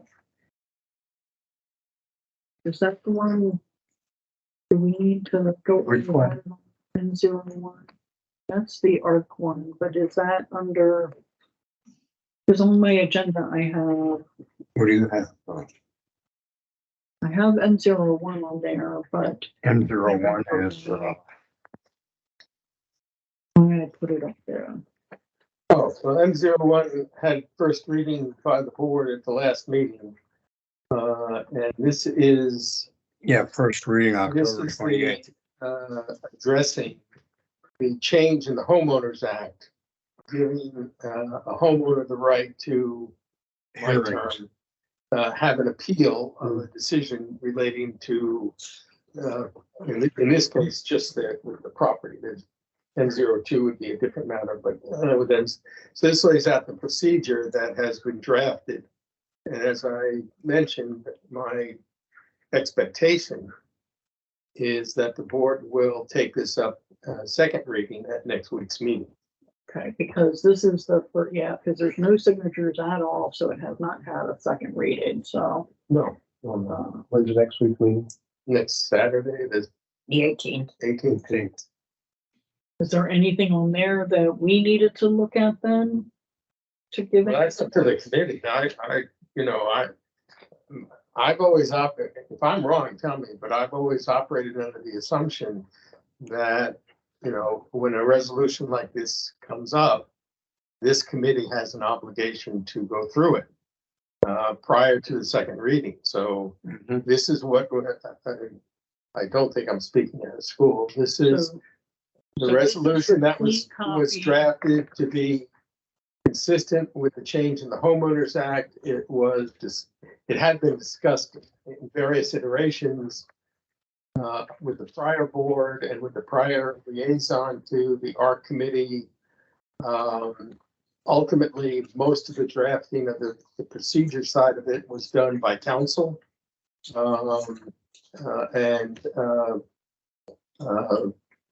Elaine Brady, who's the liaison for ARC, has been sort of moving this right along. There are, I will tell you, there's one or two related issues about what's to be included based upon the discussion at the last board meeting. I raised the notion as to whether or not party requesting a hearing has the right to have someone to assist them, whether it be a lawyer or somebody else, but they have the right to assist. And then whether or not the meeting is open or closed, or how to address it if they wanted to make it closed, consistent with the Homeowners Act. I mean, those issues are not yet resolved, but those were the ones that were discussed primarily at the last board meeting, At the first reading. at the first reading, yes. So isn't this Is this the document that we provided input on Like, Yeah. isn't this the one we created the flow chart for, and, did all that, and they basically came back and said, thanks, but no That thanks? was the liaison, yeah. Well, if I can, Right? if And have you're, we seen, have we even seen the most recent marked up version of it?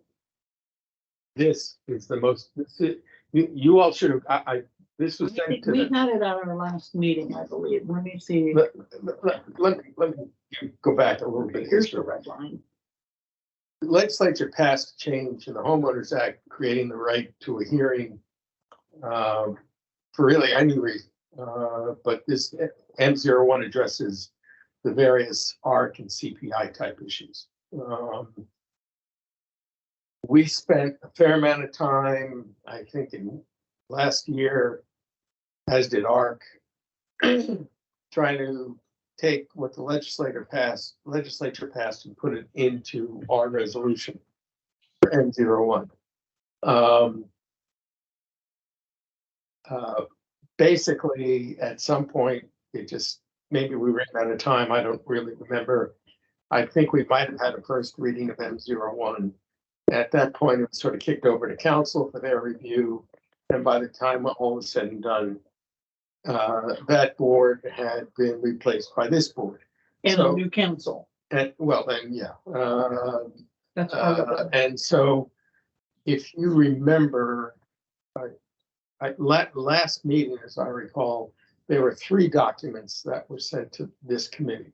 One was M01, which, like for a better term, was the clean copy. The other was the red line copy. And then there was also a council memo that came along with it. I think in fairness, the council memo reflects what we call the clean copy. That is the copy that is now before the board. So it's up to the committee what they want to do, if they want to do anything. But that's sort of where we are. So what I heard you say was that there's no objection to this first reading. First reading's already been done, yes. And there was no objection by the board or by homeowners. There was some discussion, there was no, I'm not sure. There was no one objected to proceeding to the first reading of the resolution, if that's what you're asking me. Okay, Yeah. and so what happens now is the board has it out for people to know about it, and it's gonna come to a second reading, but nothing was changed in that. Nothing, excuse me. I will defer to Jim yet again, but my understanding is for the first reading, this is the document, any future changes that the board may adopt to that document after is done at the second reading. Okay. So, and this is, and I'm sort of using Keith's parlance, but this is the clean document that came from ARC, presented by ARC's board liaison to the board at first reading. I think I got that right. Yes. Can I comment a little bit on that? The first reading is a mandatory step in order to continue on. The board could look at a first reading, say we don't want anything to do with this, go away. I'm not going to consider it. So the issue then, the proposal, amended resolution, new resolution, whatever, stops at that point. So you have to have the board have to agree that you've had a first reading so that you can continue on further toward an adoption of some kind of an amendment or a new resolution. There's nothing that precludes the board at that first reading from actually changing the content of the first reading. Now, Steve indicated, and I watched the meeting as it was going on, that there was discussion about various aspects of the resolution, which I would have to anticipate could very well lead to changes to the first reading draft at the second at an upcoming second reading before there is an approval. Whether that happens or not, I don't know. But the first reading is a requirement in order to proceed further. And at the first reading, the board can actually adopt changes to the draft at that time and proceed forward from there. Or something else I was going to say, and I didn't write it down. I don't remember what it was. I am prepared to make some comments. Let's put it that way. I don't know where the committee wants to go, but if the committee wants to get into some comments, I'm prepared to make some comments. On this M01, you mean? Yes. I'm fine with hearing your comments. So is anybody else? And I before Jim gets into his comments, just looking at the clean copy, Right. at a minimum, from an administrative standpoint, there's some formatting issues and some consistencies in how this document is put together administratively. Bolded text where it shouldn't be, paragraphs they're not lined up, subparagraphs standalone. Just You're talking about the editing. yeah, Yeah. I would not consider this a clean copy that you would want to sign and stick. Did the board in the put book this out? resolutions. Now, Who put that out? This was the draft given to us by the board liaison from the art committee. That's their job to do the editing, not ours. Yeah, I would agree. Good. But it would not be wrong for us to mark it up and say, just FYI, and they can look at it and go, nah, that's fine. It's fine as it is.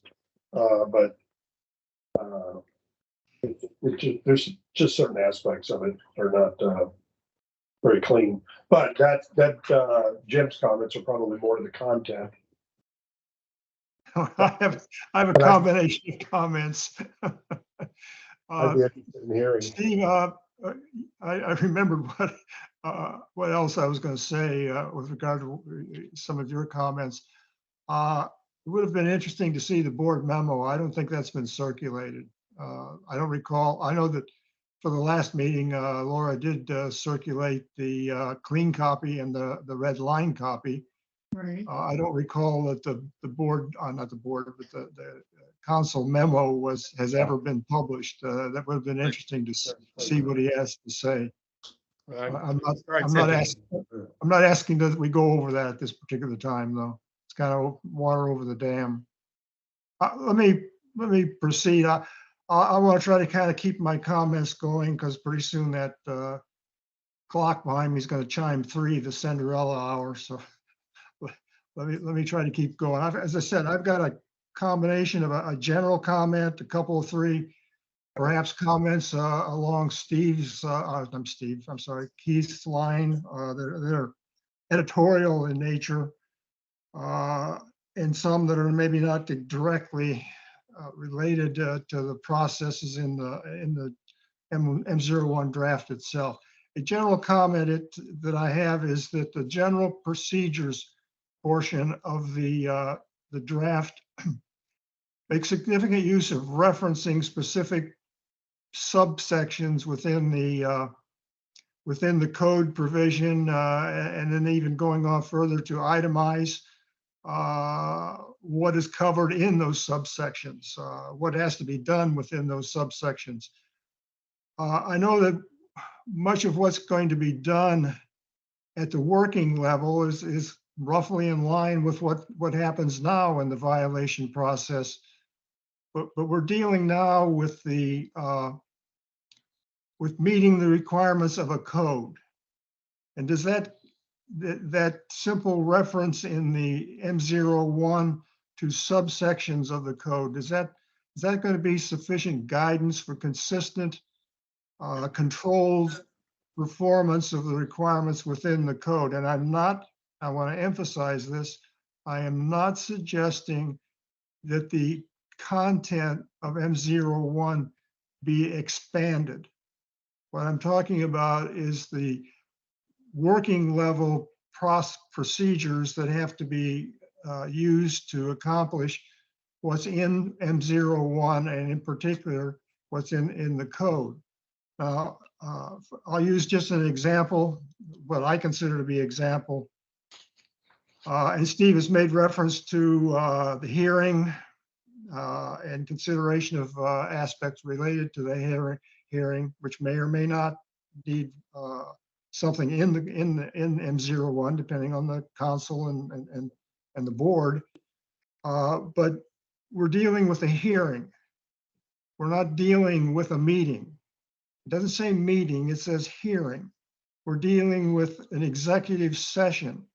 Executive session is not defined in the code and is not a closed session with regard to the open meeting exceptions that are in the Homeowners Association Act, because the executive session is not picked up in the exceptions part. So there is, I believe, a need to consider what kind of additional processes, what kind of procedures need to be adopted in some manner to meet that particular requirement. And we could get down to, you're going to have an agenda. Do you go to start with an open session or open meeting and then go closed? Do you have in this context, do you have members' comments, public comments from members of the association?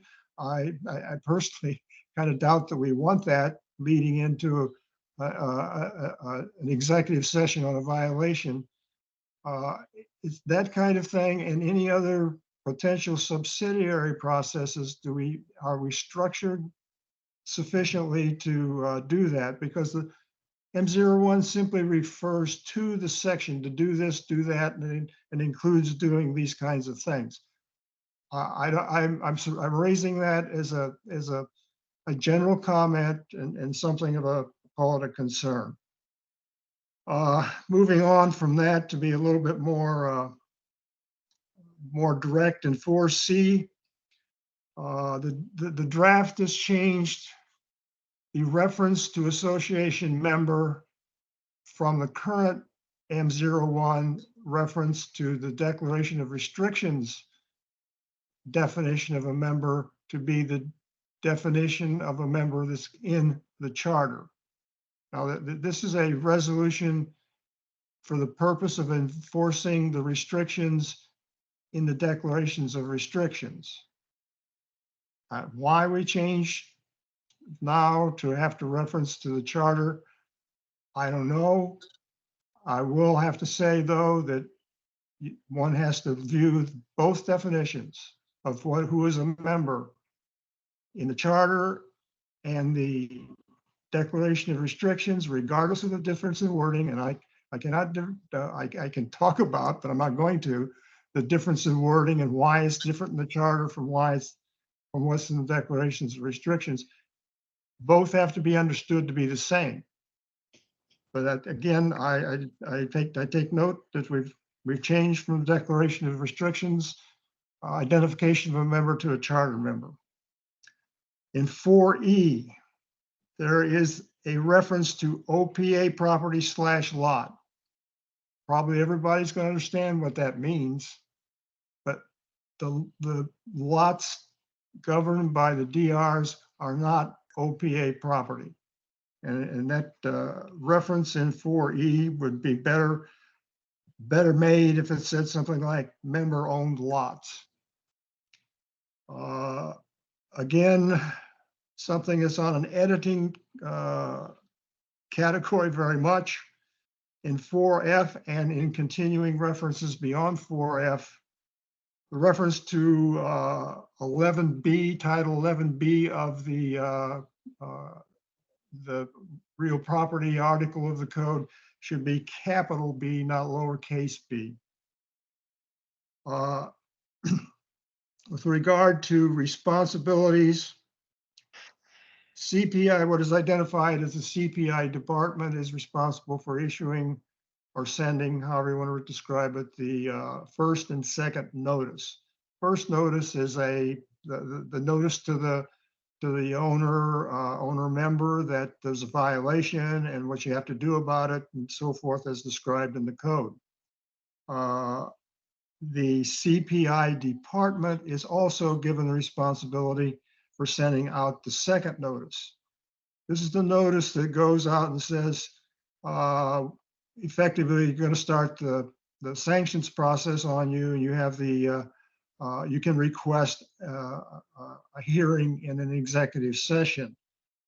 The CPI department is described on the website as a function with under the control or under the staff of the general manager. If you look at the organization chart, it's simply represented as a department 2 levels down from the general manager.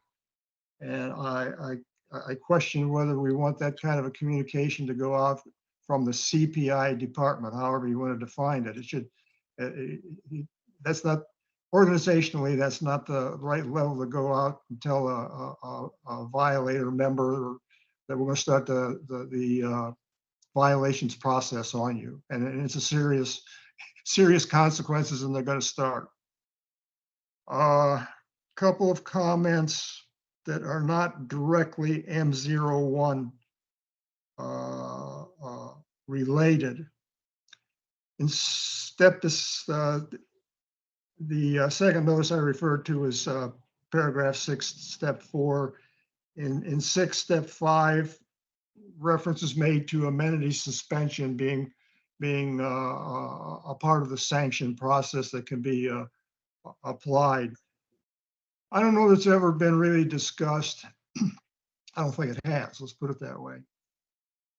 But somewhere along the line, I think we need to give some serious consideration to what we mean by suspending an amenity privilege, because we're doing this within the governing documents. Let's use an example. In the golf course, there are a number of member association member opportunities or privileges. You can buy a variety of member cards giving you certain playing privileges at a certain cost. And it includes among the last, if not the last, being able to play on the course at a daily member rate, which is in fact different from somebody who's passing through the community and decides it wants to play the Ocean Pines golf course. Each of us has a dual identity. We're an association member, and we're also a member of the general public. Or in other words, we're a general member of the person who decides, well, hey, they got a golf course, I want to go play. I don't think the provision for suspending amenities reaches that person or reaches me who does not have any memberships to the golf course. If I want to go play and I'm suspended, my amenity privilege is suspended. And I think to bring that more closely into focus, perhaps look at the yacht club.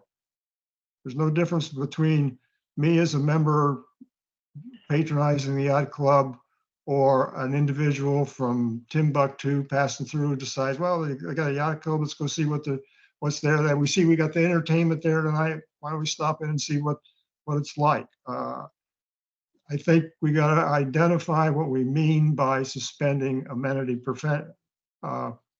privileges. And again, I'm not talking about the M01 content itself. Beyond that, this process, this code requirement started over a year ago, October 1st, 2022, I'm sorry. Number of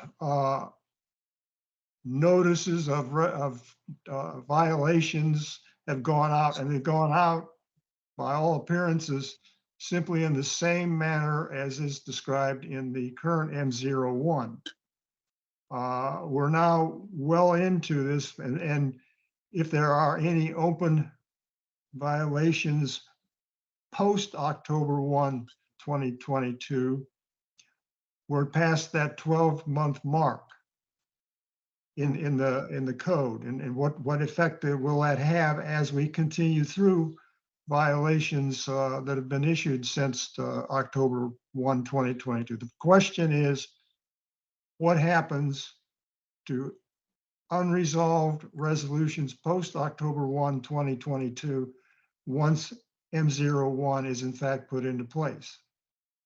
where do they stand? They've already gone through, I haven't, I don't know much beyond, if any, beyond what's presented at the board meetings, but they appear to have gone completely through the process as currently described in M01, which means they've gone through the initial violation notice, they've gone through the opportunity to have a hearing at the art committee. Now they've gone to the board, not the board, the general manager, and the general manager, I guess, has sent them on to the attorney for the attorney to do whatever.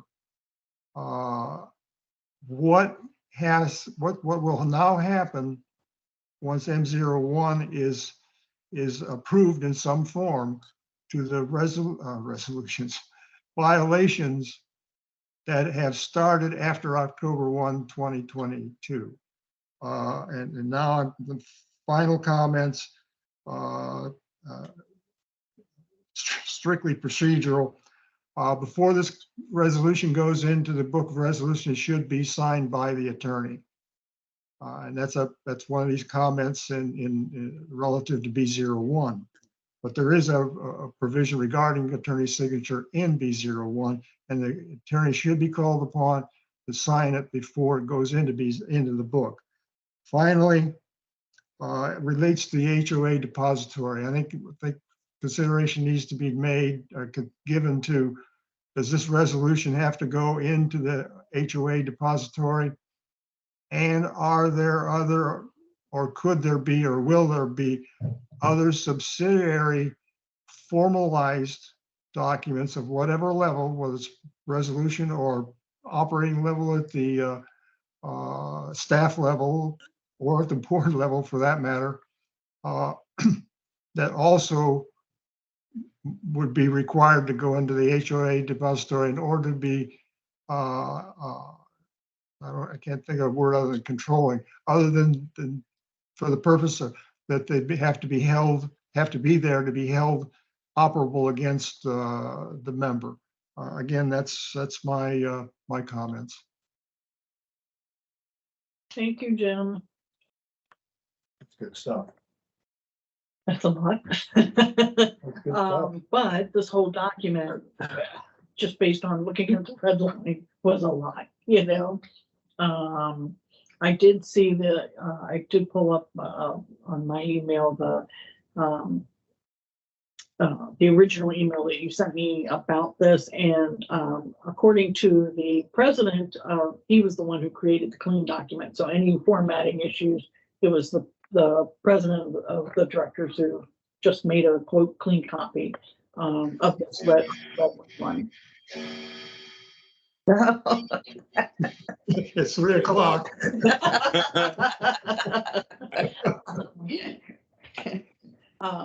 Augie, This is Augie. I don't have much to say, but I will say that in reading this relatively quickly, I think it's much clearer than the version we saw, 6 months ago. And maybe that's a result of our recommendation on this flow chart and various ways to make this clearer as to what the steps are and how the steps relate to each other. So I thought that was an improvement. Okay, good. Thank you. One thing that I think can or should be noticed, that our participation in this process does not have any participation in it. The ARC only is involved now if somebody comes to them and wants to discuss waiver or an exemption to the provisions being enforced. It's now strictly a CPI violation. It's either corrected or not corrected, and from there it goes out again to goes out again to the unresolved violator to initiate the actual sanction process. CPI is no longer a step in this process. I mean CPI. You mean ARC is no longer a step. I'm sorry. Yes. I find that Jim's comment or his point about defining suspending amenity privileges, I find that a big deal. I mean, because most of this work that we're doing is because of this reason. And as he talked about it, and I sat here and I thought about it, the more I think about it, the messier it gets. Mhm. You know, what are we, and then Yacht Club is a perfect example of that. What does that mean? Does that mean that they're going to be considered trespassing if they show up? And who's going to enforce that?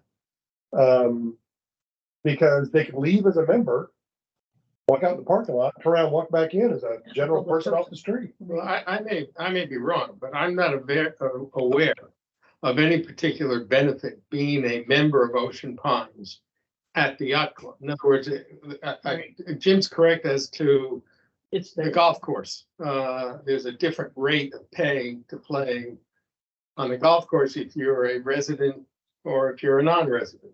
And the swimming pools are the same way. And the pools are the same way. The yacht club, to the best of my knowledge, does not have that. So I don't, and I think Jim's point is also well taken in that whole discussion is extraneous to M01. In other words, I think what Jim is essentially saying is the definition of amenities, privileges, or privileges to have amenities, however you want to phrase it, needs to be clarified, but that is not necessarily within M01's ambit. So that's the first thing. I will, let me make a couple of observations. One is this resolution is certainly going to come up at next board meeting. If this committee feels that there are points to be made, they need to put it in writing and they need to bring it to the attention of the board within the next several days, because council is then going to have to review it. And they're not going to, I'm maybe speaking out of school here, but I do not believe it's the intent of the majority of the board to delay consideration of M01 to a second reading. That's the first thing. On the amenity thing, I think Jim's interpretation is interesting, but I think what the intent here is that members who get this suspension don't get to use the amenities. They can't put on a different hat and then come into the amenity. It says suspension of the member's right to use OPA amenities. It doesn't say use them as a member. It says use them. Yeah, So, right, but I don't know how you keep, using Jim's example, or even Keith's, I don't know how you keep somebody out of the yacht club. If they show up to the yacht club for a drink and dinner, it's not like you present any OP identification. If you go to play golf, you're supposed to, they don't always ask for it. But if you're willing to pay You're the public supposed- rate, Well, but you're supposed to show your OP card or be able to be identified as an OP resident in order to get the lower rate. right. Now, they don't always ask this, but that's again, another whole matter. I guess the yacht club is a profit center, so I don't think you're gonna keep people out. It's also operated by a third party. These are all public, these are all publicly available businesses and interstate commerce. How are you going to keep out somebody how are you going to keep out a violator of a declaration of restrictions of a homeowners association from a publicly available interstate commerce business? I don't see how you can do it. I mean, that's what the rule says. How they want to But enforce it. That's just a governing, that's a private organization governing documents, what that is. Yeah, but I think the difference is whether you enjoy the benefit of being an Ocean Pines member or resident versus being a member of the public. That's my point. The discount. There's a different benefit, a different price that you pay at the pools or the golf course. Right. If you go to the yacht club and you order the prime rib, you're It's gonna the pay same. $30 just like everybody else. There's no benefit to being an Ocean Pines resident. Right. Right. And that, Yeah, and but that's, it's an Ocean Pines facility. So if they say we're closing this facility to people who are violating restrictions, that's what they mean, I think. I don't think we should read it not, but to suggest something else. How well, does that, I don't disagree with you, but as a matter of practice, there's no way anyone I mean, the people who work at the yacht club are not Ocean Pines employees. They're employees of Matt Ort. And so you're not gonna, and there's no benefit to being an Ocean Pines resident in the yacht club, except for the fact you're probably closer than the guy from the general public who has to drive in to get there. You save 5 minutes in travel time. Everything else is the same. I don't disagree with what you're saying. I just think there's nothing you can do about it, is really what I'm saying. And isn't it in the general public, like, if you go over to, let's say, what's that place with, The beach club? no, where they've got 40 million bands there? Oh, the Secrets. Secrets, Oh, thank you. Secrets, oh. Secrets. If Secrets has somebody who is disorderly, drunk, and leading on people, what happens, right, is they ask them to leave. That's why bouncers have a job. And if they won't leave, then you call the police, and you could also say, you can't come back. Well, yeah, But that comes from the business owner, not Ocean Pines. Well, We can't- look, Hey, but- Like yacht club, Yeah, but- It's on Ocean Pines property and it's an Ocean Pines ultimately governed facility. That they're using a contractor and all that, but Ocean Pines could in theory do that. It could say, not gonna let this person use this facility. well, let me go, and I'll go back one step further.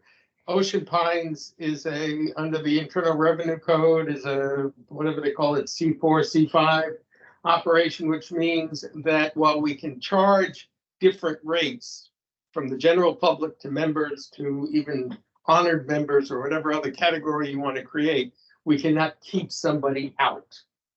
They're going to use in other words, we can't, the marina, for argument's sake, can't be kept from the public making use of Gas station. the gas station. They can be charged a different rate, but in order to enjoy the benefit of being a whatever we call ourselves, tax-free association or whatever, we can't keep the public out. So we have different rates for people. To me, this is it's an interesting discussion. It's not going to change anything other than to note that we may have a discrepancy down the road. In other words, I think Jim's basic point is correct. We have to define what we mean by amenity. It cannot be in this particular draft of the resolution. So exactly what I was gonna say, that the whole fact that we're talking about it to this extent just underscores Jim's point. Yes, It needs to be defined. right. Yeah. Because what does that mean? What does it mean to say that? So So let me, what happens if there's an owner that has a violation, doesn't really care about any of the amenities? I mean, there's no, well, there's limits to what we can do. Let's be honest, okay? Yeah. And again, this resolution needs to get done in order to be compliance with the Homeowners Act. right, Okay, so I think, hold on, let me just, go ahead, I'm sorry. so this is, that's why I'm saying to you, my belief is, I could be wrong, my belief is the board is going to take this up next week. Mhm. If there are substantive issues that this committee feels needs to be raised, you need to get them to the board in short order. So that's the first thing. Going back to Jim's original point, dealing with executive session as opposed to closed meetings or open meetings and all that.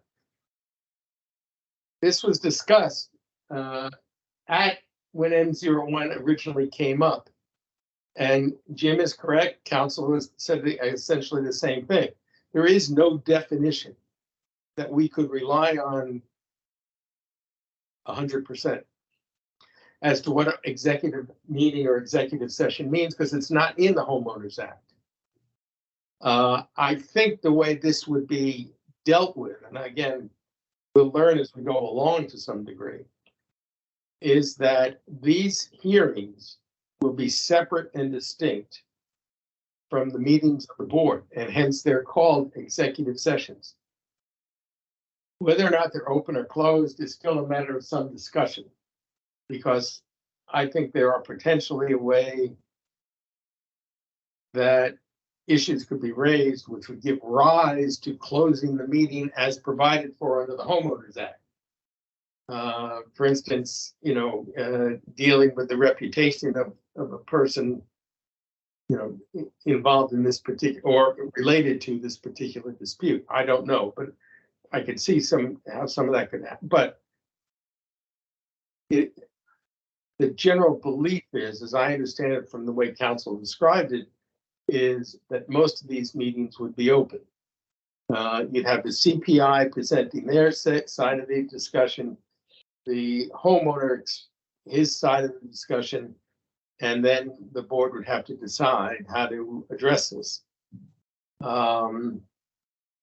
So, I mean, I think that's the way they envision it. Jim is correct. This takes ARC out of the violation issue. They deal only with variances. And that then also leads you to the, I think in part to why CPI is the identified organization, because all of this is contingent upon operations doing their work. Operations fall under the general manager. They do not fall under the board as a matter of policy. And so this is why I think it's divided this way. But my strong suggestion to the committee is that if there are issues that they feel are critical, that this has to be presented to the board in writing. And I would suggest that it be done in relatively short order. I could raise them at the board meeting without board members being aware of it, but unless you're willing to suggest specific changes, I don't think it's going to mean much. I mean, I'm telling you what my read of the current situation is. That's my current read. My suggestion is, I can feel the urgency of your concerns, Steve. And it seems to me none of this is critical for M04. It can already go through second reading, that's fine. And if we want to go back and amend it, we can do that. But to rush into it, I think would be folly. And I'm very sorry, but I have to go. I think But there's a quorum here.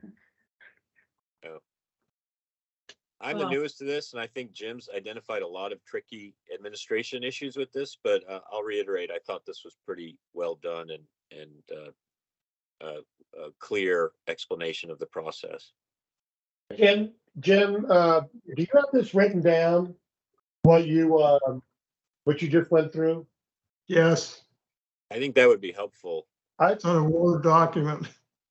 I think what we could do is, if Jim was willing to share that with us, is that, and I could kick this off, is to write up a version of that would be from us, that we took a look at this. These are some areas that may need to be looked at, may need more definition. Mhm. And then, we could circulate it via email, agree to it, and then you could send it to the board, with that message. And that way they could either say, yep, thanks, and approve it anyway, or they could make a decision to hold off and make the changes. But either way, we would have documented the fact Right. that, there were some things that we thought needed to be tightened up. Or they could approve it and say, here's some things we want to look at now to make Yeah. it better. Yeah. Right. Yep. Now, is this all? Does that meet your needs? I don't have any need. You should- He needs a bigger desk. No, I mean, No, I'm telling you what. Your concerns. My concern is, if this committee feels there are things they need to call to the attention of the board, you need to do it quickly. Prior Okay. to the meeting. Right, and I would strongly suggest that you send whatever if you're gonna send something, you send it to the entire board and you CC council. And after that, the board's going to decide what it's going to do. My point is simply, do not expect the board not to act on this resolution at the Right. next meeting. It's on there, it's gonna be in there. Yeah, and frankly, to go back to one point that Jim made about the lag time between when this act, when the amendment to the act took place, which was October 1 of last year. I believe I'm correct, at least I remember our committee or the liaison saying this, they have withheld action because OP has never changed their procedures. And so they're they've got a backlog of things they need to get to. So, I mean, you should be aware of that. Steve, can I comment on that? I think if you go back and look at the minutes of our committee meetings, you'll see entry after entry of violations that they have sent it to the general manager.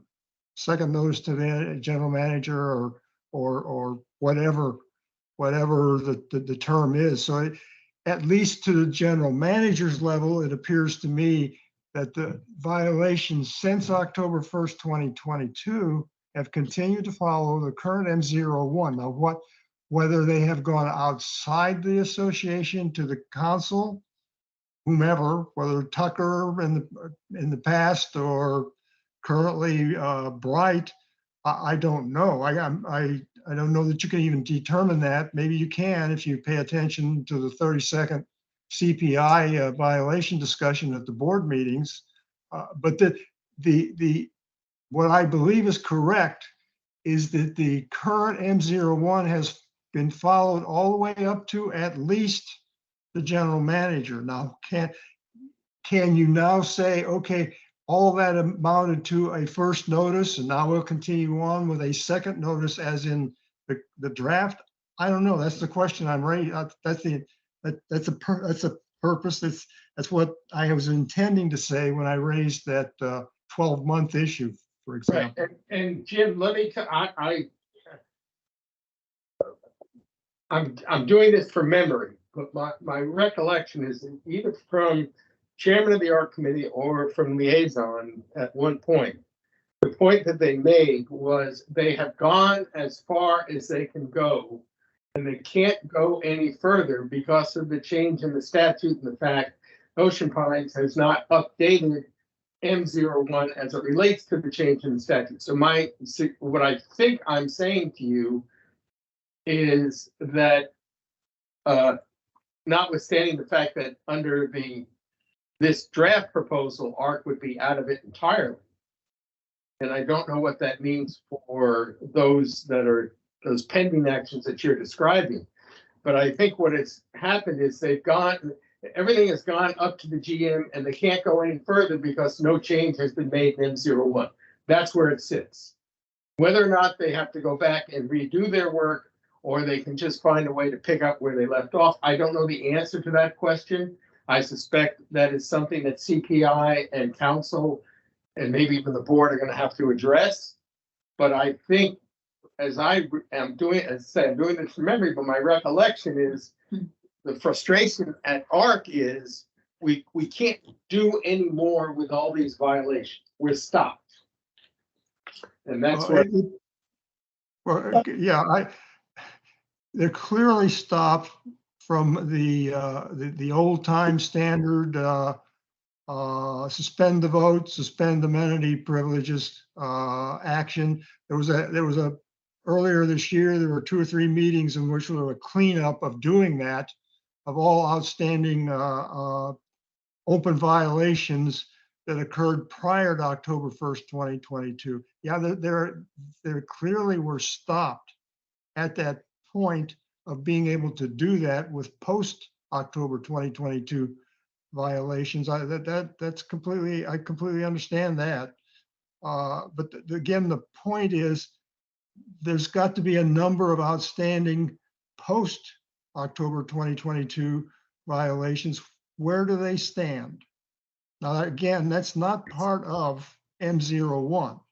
M01 can go forward, get approved without any modification to M01, but that is again, that's a That's an element of this process that I felt needed to be given some attention. Right. Airing, let's put it that way. And I think the answer to that is, notwithstanding the house cleaning that you described, everything else in some place in the process, I don't quite know where, is being held in abeyance until we finish this work. I'm not sure that fully answers your question, but I think that's, as a general rule, I think that's where we are as I understood it, but take it for what it's worth. Well, I think, Steve, I think the only thing that could be, and I don't know that it is, could be held in abeyance is that the general manager is just sitting on a bunch of open violations from post October 1, 2022, and has not taken any kind of action on them, including sending to the attorney for the attorney to go through the process of telling the violator, we may take court action against you. I Keith- hate to cut this short, but Keith has comments. I know I just signed up to do something, but I just realized I can't do it because I'm leaving this weekend to go visit my mom and I'm not coming back until late next week. So if this has got to be done before the 18th, I'm not the guy to do it. I'd be happy to turn Jim's document into something if Okay. that would. Thank you, Augie. Thank you, Augie. Quite honestly, I don't want to have to do anything tomorrow. That's my But we do need to emotional get day. towards closure on this meeting. So I wasn't gonna look, I wasn't gonna look at anything until Sunday at the earliest. I figured you men would be able to keep me non-emotional tonight. So, but, so I appreciate that, Augie. So, yeah, so, okay. We are Can I here. ask Steve a question? Yes, Steve, a question for you on the executive session. Yeah. It sounds like the executive session is being potentially treated as a session of the executives and not a session that has any private context to it. Is that, am I hearing that right? I think what this is gonna be is, we're gonna figure this out as we go along. You raise the issue of whether or not there'd be an agenda, whether or not there'd be public comments, that sort of thing. My best guess is if there is, there has to be a public notice. That would be my belief. It would be to address, CPI violation appropriately identified. I don't think they would look to have public comments. I don't think there has to be anything, they would look to do anything more consistent with our traditional role, traditional, agenda type meeting. I think this would be viewed as a special meeting of the board to address the issue as provided for under the Homeowners Act. But it's never been fleshed out, so I can't tell you that for sure. But I think it would be sort of a different breed of cat, if you will. I don't know if that helps you or not, but that's sort of the way I heard the discussion. Okay. We gotta wrap. yeah, we have to keep moving. I gotta go. So we're gonna have to wrap this up. We're gonna lose quorum. Yeah, it's 3:26 now, so. Did we agree that C4 under new business, that C4 itself wasn't gonna get updated? We agreed on that last time. Yeah. Okay, all right. We did, and then the questions, the input that Bob and Jim had, we've addressed about Right. that additional sheet, the instruction sheet. That to me was your biggest concern about C04, correct? Right, so Got it, we yeah. addressed that. Yeah, okay. So And then we can just still talked about con- M1. I would think we can still consider, the committee members still consider C04 as, Reviewed. yes, Okay. And we just talked about M1. right, So M9, right. M09, update from board liaison, I don't know. Well, I think we've kind yeah, of. I mean, I sent concerns. That's the out to election, board. that's. nothing back yet. It's the steering committee. Oh, And 09 is the steering committee, search committee. search committee, I'm sorry, search committee. I sent an email out to the board. I have gotten no response. Okay, I don't know if I'll ever get a response. Yeah. I have not gotten a response. right. That's my only, that's where So we're, the update is there has been no response, reply, I mean, I can send out another one, but right? Okay. Okay, So then, we'll just put that one on the agenda for next unit too. Is there anything on the governance document today that needs to be updated? yes. And that goes off, I'll tell you. Okay. Because we can't do any of those C ones that I emailed out yet because I haven't gotten an official word from them yet. If they're saying it's fine or if they're gonna. so, yeah, so on the governance document, C14 racket sports, the last update was in September, that it would have a new first reading with the new board, so is that gonna be on No, the? there's nothing to be done with C14. C14 was approved by the board That's the last year, last meeting. It was approved by the board. It was changed. Someone else who used to be on that committee raised an objection. But that's it. She just raised the objection. Oh, I just have first reading done No, in June, it's done. so there was a second reading, Yeah, it was approved. so I just don't know when it was approved. If we met in July, it was that meeting that was outside, July, I think it was. We're not out there. With, for which there's no video recording because it didn't work. Yeah, So the second reading was approved. Yeah, we didn't meet. What was it, the yacht club meeting? Yeah. let's see. Okay, Check the board minutes, but I think that's what you'll find. I have, can we talk about that? well, the C14 that's up on the website is dated January of 2023. That's the one that's posted on the website for C14. So maybe Well, we're still waiting for signatures from the other Well, ones, if he, but no, you said they approved it as is. Check the board minutes from the July meeting, but my recollection is that's where the final approval for C14 was done. That's not. I went through this with a series of emails on something else, and I think that's where we are. I think that's right. So If I'm wrong, tell me. There's no video. It has to be in the minutes. Right, it has to be in the minutes. Well, if it went to a second reading, that means it was amended, right?